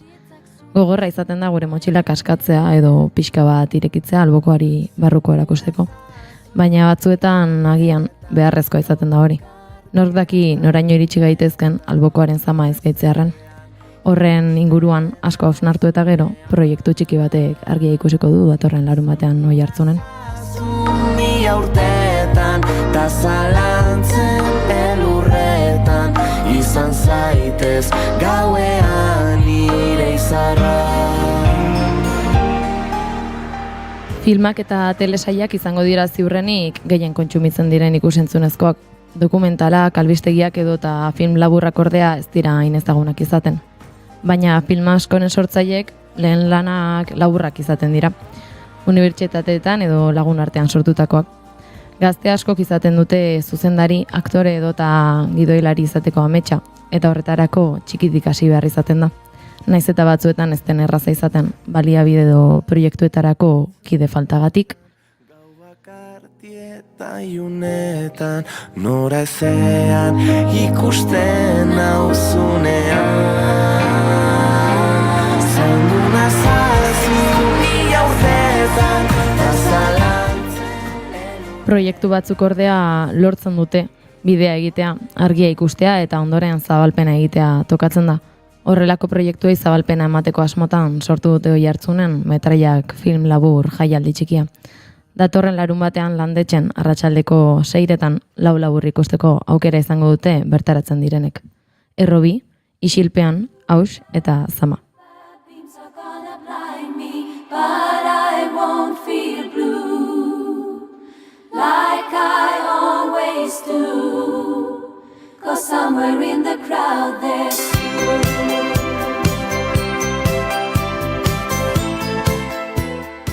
Azken film horrek aipatutako egoeran zuden gazteak elkartu zituen. Oi hartzungo orgasmo gazte sortzaileko taldeko kide batzuk abiatu zuten proiektua pasaden irailean eta datorren larun batean estreinatuko da. Hilabete luzez aritu ziren lanean, zama pixka bat izan zuten ideiaren sortzaileek taldekideak topatzeko, zama gehiago materiala ondo lotzeko eta kokapenak lortzeko, eta nahikoa zama handia izan zuten proiektua grabatzeko. Naiz eta agian bidea azten erraza izan, Zama sortu berri da. Baina ibilbidea norakoa izan den, hobeto azalduko digute taldekidek, beraz hobeto azaltzeko ongi etorri eta arratsaldeon Luis Michelena eta Zikido Berti. Arratsaldeon. Arratsaldeon. Bueno, Zama handia izan da, Zama sortzea. Bai, azkenean proiektu potolua izan da, antolakuntza aldetik bai Zama asko suposatu duna, eta Zama agradablia izan den arren, Zama izan da. Bueno, aipatuet irailean hasi zela proiektua, baina, utziko didazu momentu batez Luisei galdetzen hauziki, nik badakit Luis zurea izan zela ideia nagusia ezta. Nola sortu zen proiektua? Bueno, egia da, orain dela 2 urte, ja laburmetraia batitako asmoa genekala, eta bertan bera gelditu zen hasierako ideia hori. Eta aurreko udaran, etxean nintzela telesail bat ikusten, zen Albert Einsteinen biografia bat, National Geographicena, eta bertan, zerbait ikusi nun, barrua ikutuziana guztiz, eta esan nun, gai hau ze interesgarria, eta azkenean ikusten dugun guztia gure ikuspuntutik ikusten dugunez, esan nun, nik hau nire ikuspuntutik kontatu nahi dut. Eta alaxe, elkartu nintzen Markel Zuloaga eta Izar Orretegiekin, aurreko laburmetraia hortan murgilduta ibilizilako, eta berekin hasi ginen ideia hau proiektatzen, eta nolazpate nola ingo genuen eta gidoian sorreran murgiltzen. Eta, gidoi hori 3 pertsonen artean idatzia izan da. Erresa izan da 3 pertsonen ideiak ondo ulertu eta, komunikazio hori egotea. Bai egia da, hasierako ideia hori nahiko argi helarazi nilela 2 kidiei, eta orduan denak horren alde arraun iten genuen, ez? Eta noizbenka bai eontziela debatetxuak, ez? Ila zertzen egokiago, bata edo bestia ez, sortze prozesutan gertatzen dena. Bino oso komunikazioan auki dugu 3 artean, eta berdinketa zehonean 3 izan da beti zion hor baten bat desenpatatzeko. Así que ongi moldatu gea, bai. Eta, pixkanaka hasi zineten gidoia idazten, baina hemen taldekide asko bildu behar izan zen dituzten, eta batzuetan ez da erraza izaten kontaktuak egitea. Nola joan zen taldea sortzen? Zuk hasieran oso ongi esan zuen bezala, ez da erresa baliabideak eta ontarako prest daun jendia aurkitzea, eta hain zuzene, elkartu dugu taldia inguruko jendian bitartez, ez? Nik ezagutzen dut hemen argiztapena egiten duna, beste bat argazkia egiten duna, kamera, interpretazio zuzendaria aztigi hemen albuan, eta hola bazkenean taldia eratzen joan ginen poliki.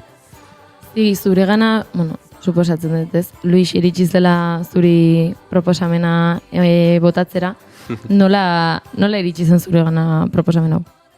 Bueno, garai hartan Luis eta Bilok, orain ere lanean jarraitzen dugu elkarrekin, baina biok antzerki mundutik gatoz.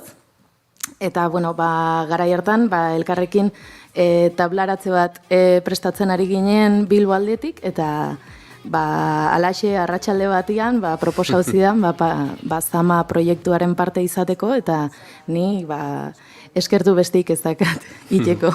Bai, egia esan Zigik kamera aurrean esperientzia handia daka, eta azken urtean master bat intzun kamera aurreko interpretazioana, eta ni beti izan azenez antzerkiko aktoria, bai bernula Zama bezalako ez, Zigi bezalako pertsona bat albuan laguntzeko, eta egia esan pentsatu nun beregan eta hoixen. Atzo egon ginen hitz egiten interpretazio zuzendariez eta intimitate laguntzaiez. Aipatu ez bezala, Luis, zu antzerkian hasi zinen, eta proiektu honetan kamera aurrean jartzea iritsizea. Beharrezkoa zen ez da Zigiren papera gian. Oso beharrezkoa. Beak jakingo du egia esan zenbat lan eman dioten, ni behintzat oso gustua egon dunaz, gozada bat izan da Zigi eukitzia, konfiantza absolutuan ekan esaten zeanean, eta eskerrak besterik ezin dizkiot eman Zigiri, hemen txen. Nola prestatzen da pertsona bat inoiz kamera aurrean ez dena jarri, eta nola lagundu diezaiok ezuzuk? Bueno, nik nola talde lana izan da nau, niretzako lehenengo gauza zen jakitea taldeak eta zuzendariak zein zen aurrera eraman nahi zuen ideia, ez da? Jakiteko gero ere, aktorea non kolokatu edo non jarri, hasteko pertsonaia sortzen, aurrera eraman nahi den ideia hori komuna edo imaginario berdina sortzen. Orduan, niretzako aktoreak behar duen lehenengo gauza da lasaitasuna. Eta kamera aurrean ez izkutatzea edo beldurrez izatea eta askatasun osoz argitaratzea edo agertzea.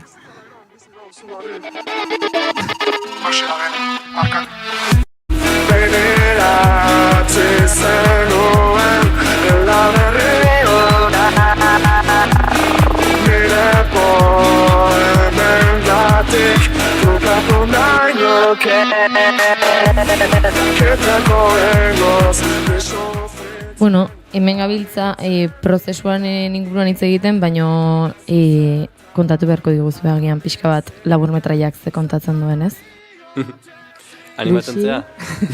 Bai, nik gainera hori izan zen niri atentzio gehien deitu zidana, bazkenean izenburuak dioen bezala zamaren inguruan doa edo egunerokotasuneko zamen inguruan. Gure bizitzan nahi gabe askotan obsesionatzen gara edo momentu hortan garrantzi handien hartzen duen zerbaiten inguruan gure bizitzan eta nola nahi gabe benetan garrantzia duen horrei ez diogun atentzioa ematen edo baztertuta uzten dugun eta pixka bat hori jartzen du balantzan edo ikustarazten du gure lanak.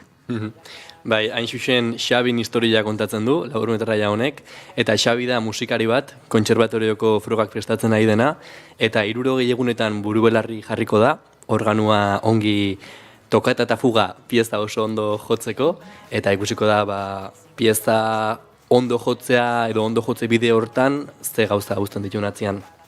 Eta, por cierto, June, oso polilla, ziran nintzun sarrera, asako gustatu dit, argi utzi baita. Zozten naiz.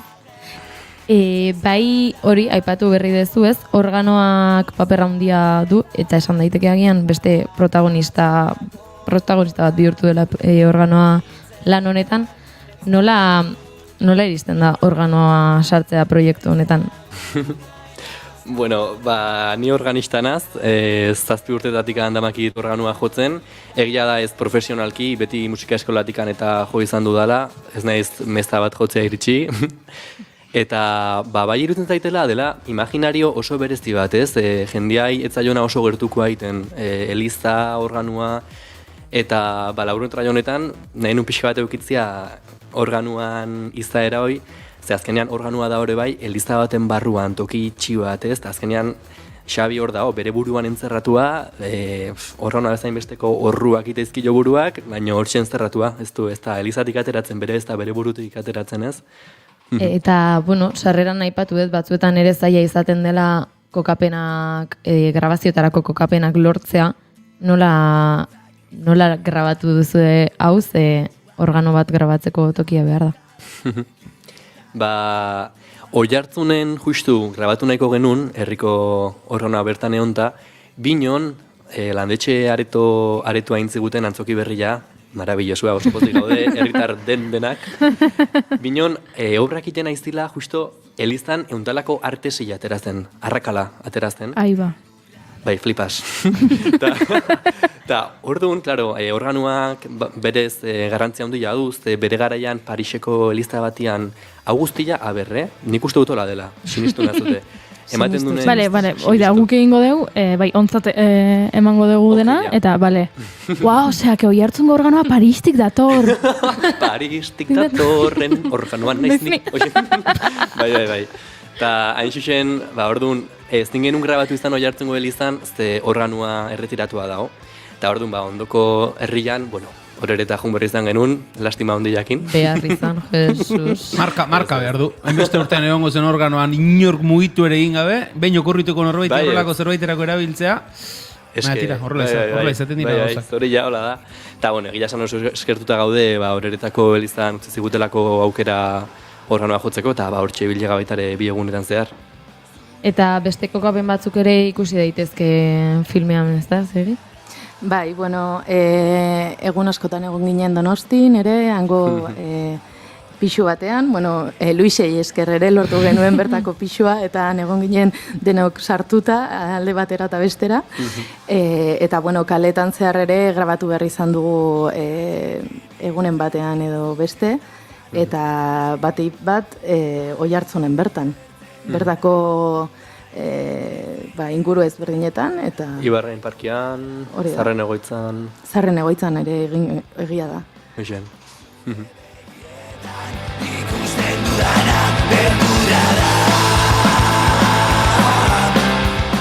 Aizuek Gorkak argitu digu, Pena ematen diona ez da, ondo gaudela. Pena ematen diona da, hain justu aurreko elkarrizketan Ainararekin hitz egin dugunean korner jaialdia aipatu dukula, eta ezin duela korner jaialdiko larun bateko ekitaldira joan, eta horregatik pena esaten zen. Lasaiago geratzen gara, Gorka, eskerrik asko. Eta azpian ze jarri duen, Madalenetara bai. Sandonik, hau honek diei bule baino gote ezagutzen ditu honek Euskal Herriko festak. Ondo egiten dezu Gorka, ondo egiten. Haupa, Gorka. Bueno, aipatu ditugu bai kokapenak, topatu zenuten taldea, eta grabazio aste batean grabatu zenuten filma, ez da? Nolakoak izan ziren prestaketa egunak aurretik eta astea bera? Eromena.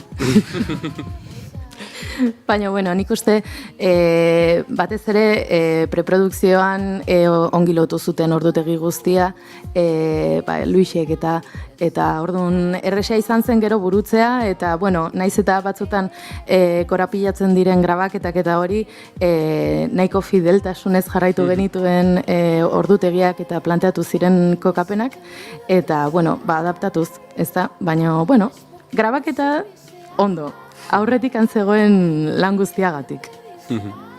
Eta, bueno, grabazioak iritsi ziren, Luis nora eramaten da zuzendari, gidoilari, produktore eta aktore dena ondo uztartzea, erraza da zuzendari lan hori alde batera uztea aktore lanetan ari berdenean. Jo, hain xuxen, hoixen, bukatu behar izan dunun, azkenian zeditzen ez postu batzuk, ze, klaro, hartu nitun ardura asko. Nik uste nahiko ondo eraman itula, baina bai egia da askotan kontraproduzentia dela ez. Nik egon berdut azkenian ere lanetara setian, eta bueno, ez digik benmino gehiotan santzian, Luis, venga, torri! Azkenian, hasten pentsatzen ez, tekio ez dakit joan berdugu ez dakitzer, eta, Luis. Igual ez dakite, traman egon berdugu ez, eta bai oso guztua indutela, eta berriro ingo nukela neregatik, binon egoista ez izan da, eurengo proiektutarako bakarrikan ardura bat hartuko dut, eta hortan murgildu. Bai, azkenean batzutan hori gertatzen da, jendea behartu zunean eta agian topatzean nola ez dena erraza, lan askotan sartu behar zara proiektuak aurrera eraman alizateko, eta Luisi, aurten hori tokatu zaio. Bai. Proiektua, bueno, aipatu dugu ez, Oiartzungo gazte sortzaileen aldetik sortu zen, eta haien sinadurapean doa, baina laguntza gehiago ere izan dezute ez da. Bai, bueno, Oiartzungo gazte sortzaileak izan da laguntzaile handiena, eta bide batez baita ere Oiartzungo udala. Bino bestaldere bai Emaus Fundazioak arropak eta utzi dizkigu. Gero pagoan eba izterbezak eman zizkiguten, pagoa garagardoak, Ergoinen Oiartzungo Ergoien auztuan da enpresa politia. Eta gero baita ere, bueno, espazioa utzi diguten beste hainbeste tokik, Oiartzungo Estarren Egoitza, Petraleku ona, Errenteiko Eliza, ez dakit bat Ogi Berri ere. Ogi Berrin, egila, bai. Bertan jaten eman digut eta egun askotan. Bai, hori da, bai. Baita ere. Eta, bueno, aipatu ez agian ez da erraza izaten horrelako proiektu bat aurrera eramatea, batez ere jende gutxi dagoenean, ez?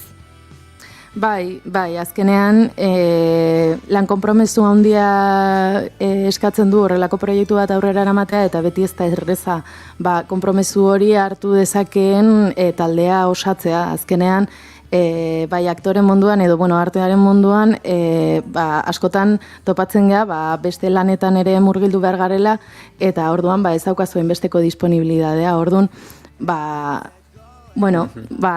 eskerrak lortu dugula horako taldetxoa sortzea eta laguntasunean lan egin alizatea bakoitzak bere lanean edo bere zereginetan eta errespetuz bataren edo bestearen iritzia jarraituz, ezta?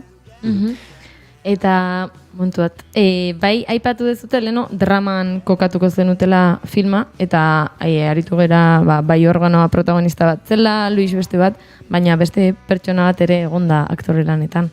Bai, gure Ainhoa. Ainhoa Alberdi, ondila. Bai, eta gozada bat izan da berarekin kontatu alizatea, oso netzako izugarrizko plazerra izan da berarekin topo egitea eta berarekin elkarlanean egotea zuzendari aldetik, ezta? Ze batzuetan aktore zuzendariak aktoreekin berezko kontaktua edo konexioa behar du elkarlanean zaudelako denbora osoan eta batez ere emozio hain argiak eta indartsuak daudenean jokoan orduan berarekin lan egitea ere oso erreza izan zait dena jarri duelako bere aldetik, bere gorputza, izaera eta emozio guztiak orduan, Ainhoa.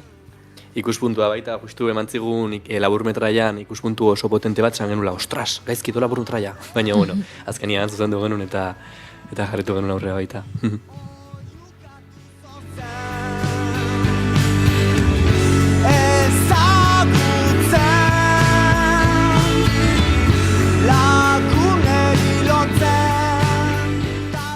Bale, aipatzen egon gara talde bat dagoela atzetik, eta bueno, taldea ez da oso handia, baina agian aipatu nahi dezute zein izan diren parte hartzaileak. Bai, Bazpare txuleta garri dugu. Uala! Barkatu. Uala! Ez gara oso onak izenekin, baina batez ere abizenekin. Etzen duten esan behar, faltxeatu egin behar genuen. Ja, irratia gainez da nioren teratzen. Ez, bueno, baina irudian ere ikusten da mugikorrarekin zaudela, Ze irudia dago.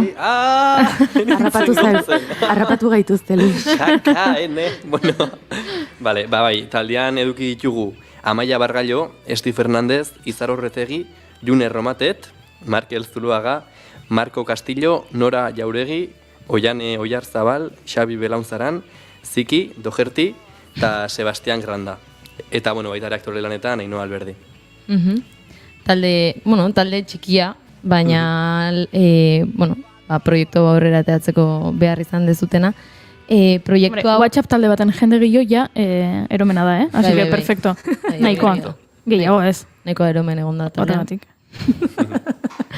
Eta, polita izan dela aipatu ez dute behin baino gehiagotan, baina tentsioguneak ere biziko zenituzten, ez da? Bai, noski, beti perfekzioaren bila zoazenean edo azkenean bakoitzak bere aldetikan dena eman nahi du, orduan, hor bai daude, ordua badoa, bukatu behar dugu estena honekin, baina argia gehiagizkoa da, edo persiana jetxi behar dugu eta ataska huinda, ezin dugu jetxi, nola ingo dugu hau. Orduan, badaude gauza batzuk ezin dituzuna kontrolatu eta momentuan zaudenean, konpondu behar diala, orduan, baina hala ere, gura artean behintzat tentsio handirik ez da egon. Eta proiektu hau ikusteko aukera izango dugu datorren larun batean. Metraiak orain sortu berri den lehen edizioa izango da. Nolatan sortu da jaialdia?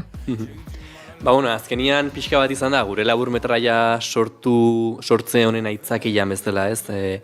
Esaten genuen, jaketa labur metrai bat proiektatu nahi dugun, zertikan ez aprobetxatu, oi hartzen gotala jere diru laguntza pixka gehiago eskatu, eta baitare zukai batu dezun laburmetraien mundu prekario hontan ebai, ja sortuta dauden lanei, diru saritxo bat eman baitare ez.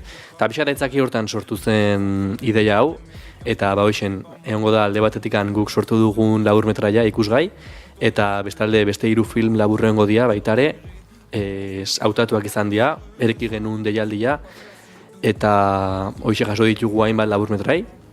Ez dugu asko zabaldu, minogona 12 bat jaso genitun, egia esan kopuru polita. Euskaraz eginikoak. Hoi da garantzitsua euskaraz eginiko laburmetraiak. Eta baietatikan aukeratu berri izan ditugu pena hondiz 3, ze egia esan kalidade honazon, eta hoxe 4 horiek ikusteko aukera egongo da. Eta oaintxo bertan azpimarratu zigik, nire urrengo galdera justu. garrantzia eman diozute euskaraz izateari eta beharrezkoa izan behar zuen, ez da? Bai, azkenian, Oiartzungo Gazte sortzaile, orgasmo sortzaile taldeantzako euskera da oinarri argilenetako bat, feminismoak egin batea, eta lehortatikan, bai, nahi genula euskeraz izatea film laburra. Eta, bide berez, esan dezakegu baitare, nahi gabe izan den arren, taldekidean, eunekua oin ez dut kalkulatuko. Lau mutil daudela eta 8 neska eta ere bai saiatzen gela kontzientzia jartzen hortan. Gizon bat hitz egiten honen inguruan, pixka gaizki, pero zigi esan zuk. Eske esan dugu lehen ere Luisei protagonismoa gustatzen zen. Kontrakoa gaizki paste dut. Ez, baino bai izan da, eta komentatu genuen gaina lehenengo egunetan, nola postasuna handiz geundela, taldean gehiengoak emakumeak ginelako, batez ere askotan ikusten dugulako bai tekniko munduan, eta gehiengoak gizonezkoak direla, eta aurten behintzat proiektu honetan lan horietan gehiengoak emakumeak izatea guretzako garrantzitsua izan da. Aipatu behar da, euskeraz izan den arren, proiektuan bai izan degula kideren bat ez dakiena euskaraz eta moldatu behar izan duena guregana, ez delako hemengoa. Bai, noski, baina, egia da, ez dela arazo handi bat izan, azken finean berak ere bazekien pixka bat norantza zijoan, eta zergatik ari ginen euskeraz, eta guztiz ulertzen zuen ala izatea, eta berak egin du askotan alegina, bera ere ulertarazteko, eta gurekin, naiz eta euskaraz eta euskarazko testu batekin lanean egon, jakiteko zertan ari ginen, edo, zeintzen egin beharra. Bai, eta errespetu guztiakin gaina, nik behin edo behin askotan euskeraz hitz egiteko joeranekan, eta, klaro, behak itzun ulertzen, eta orduan konturatzen nintzenen, esaten nion, Marco, perdóname, eta esaten zian, no, si es tu idioma, tu habla como que, tanik, eskerrik asko, eskerrik asko. Eta, bai, Sebastian, Madriletik eduki dugu koloria egiten, ez dugu behakin harreman zuzenik eduki, bino baitare bi pertsona genitun, Euskal Herrikoak etzienak, eta orduan bai izan dela pixka bat, obstakulua bezala, baina, traba bezala, baina, oso ongi jundena. Eta, bukatze aldera, galdera da, ea urrengo pausoak zein izango diren, labur honekin nora joateko asmoa dagoen, eta besterik etorriko den. Egia esan, sortutako taldeakin oso gustora egon geha, eta bai aigeala pentsatzen urrengo urteako beste proiektu bat zabaltzia, beste film laburtxo bat. Ideiak daude, bazpare ez ditugu esango, gero esandako aur gelditzen da, eta hoxen, bai Metraiak festivalan inguruan nahiko genukela, datorren urtean bai segitzia aurrea festivalakin, eta hoxe, momentuz, bai, ideiak proiektatzen, etorkizunea. Bai, eta Zamaren inguruan, espero dugu pixka bat zabaldu alizatea, eta larun bat ontan bere ibilbidea hastea ere. Nik esango dut, nik ere hori nahiko nuke ez da proiektuko kide izan. Zer esango dezu bai, Ez, eskerrik asko benetan proiektua ona ekartzeagatik, eta jaialdi honen lehen etapa hasi dela eta kontatzeagatik, espero dut urte luzez hasiko dela hau martxan egoten, eta hori, ni esker eta plazer bat izan dela hemen eukitzea, Zig eta Arbix. Guria plazerra, eskerrik asko. Bai, zuei eskerrik asko. Let me see the sun shine, shine, shine. Let me see the sun shine, shine, shine. Let me see the sun shine.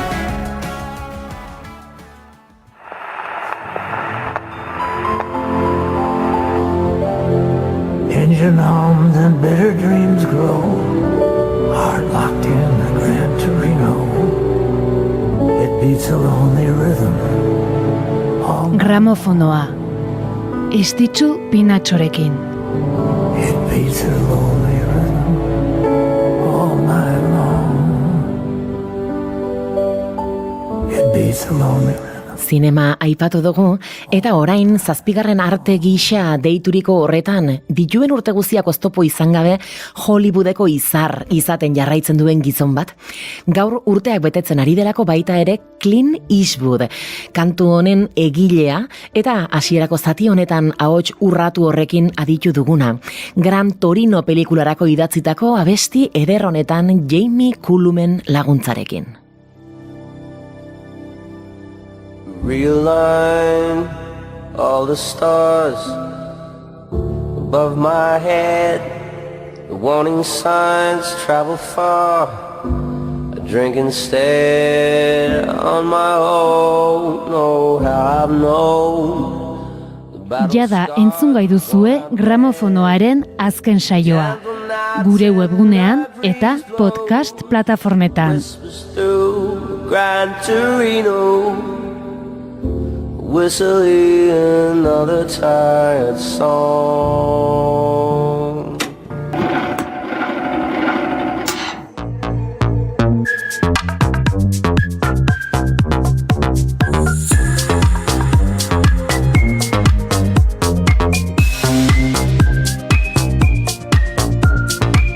Fes una foto del terrat que des d'aquí es pot veure mar.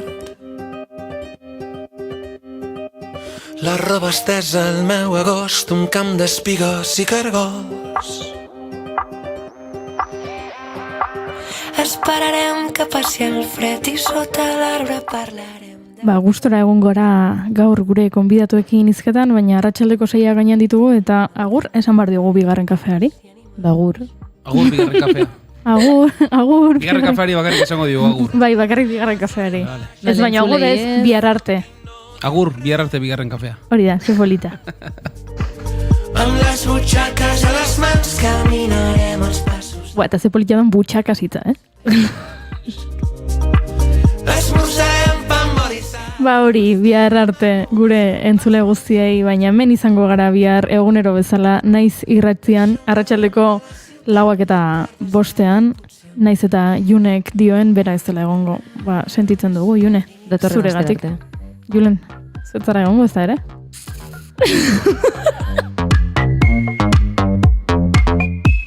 Baina ni hemen izango nauzue, bueltan izango da Inigo Asensio Elurbide, eta bueltan izango da Gartxotun Sain Letona, eta ez dakizue ze sorpresatxoa prestatu dugun biharko.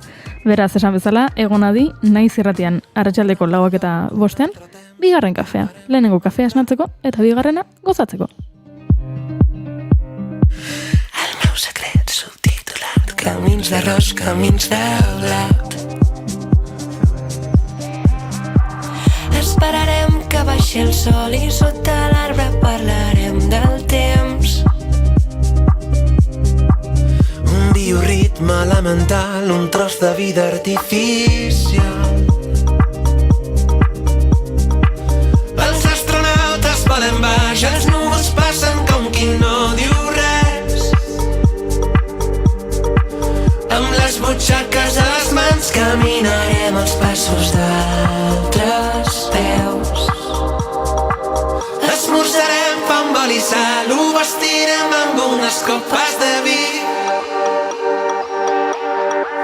Deixem de banda la ciutat, la tarda és llarga i potser més, molt més la nit.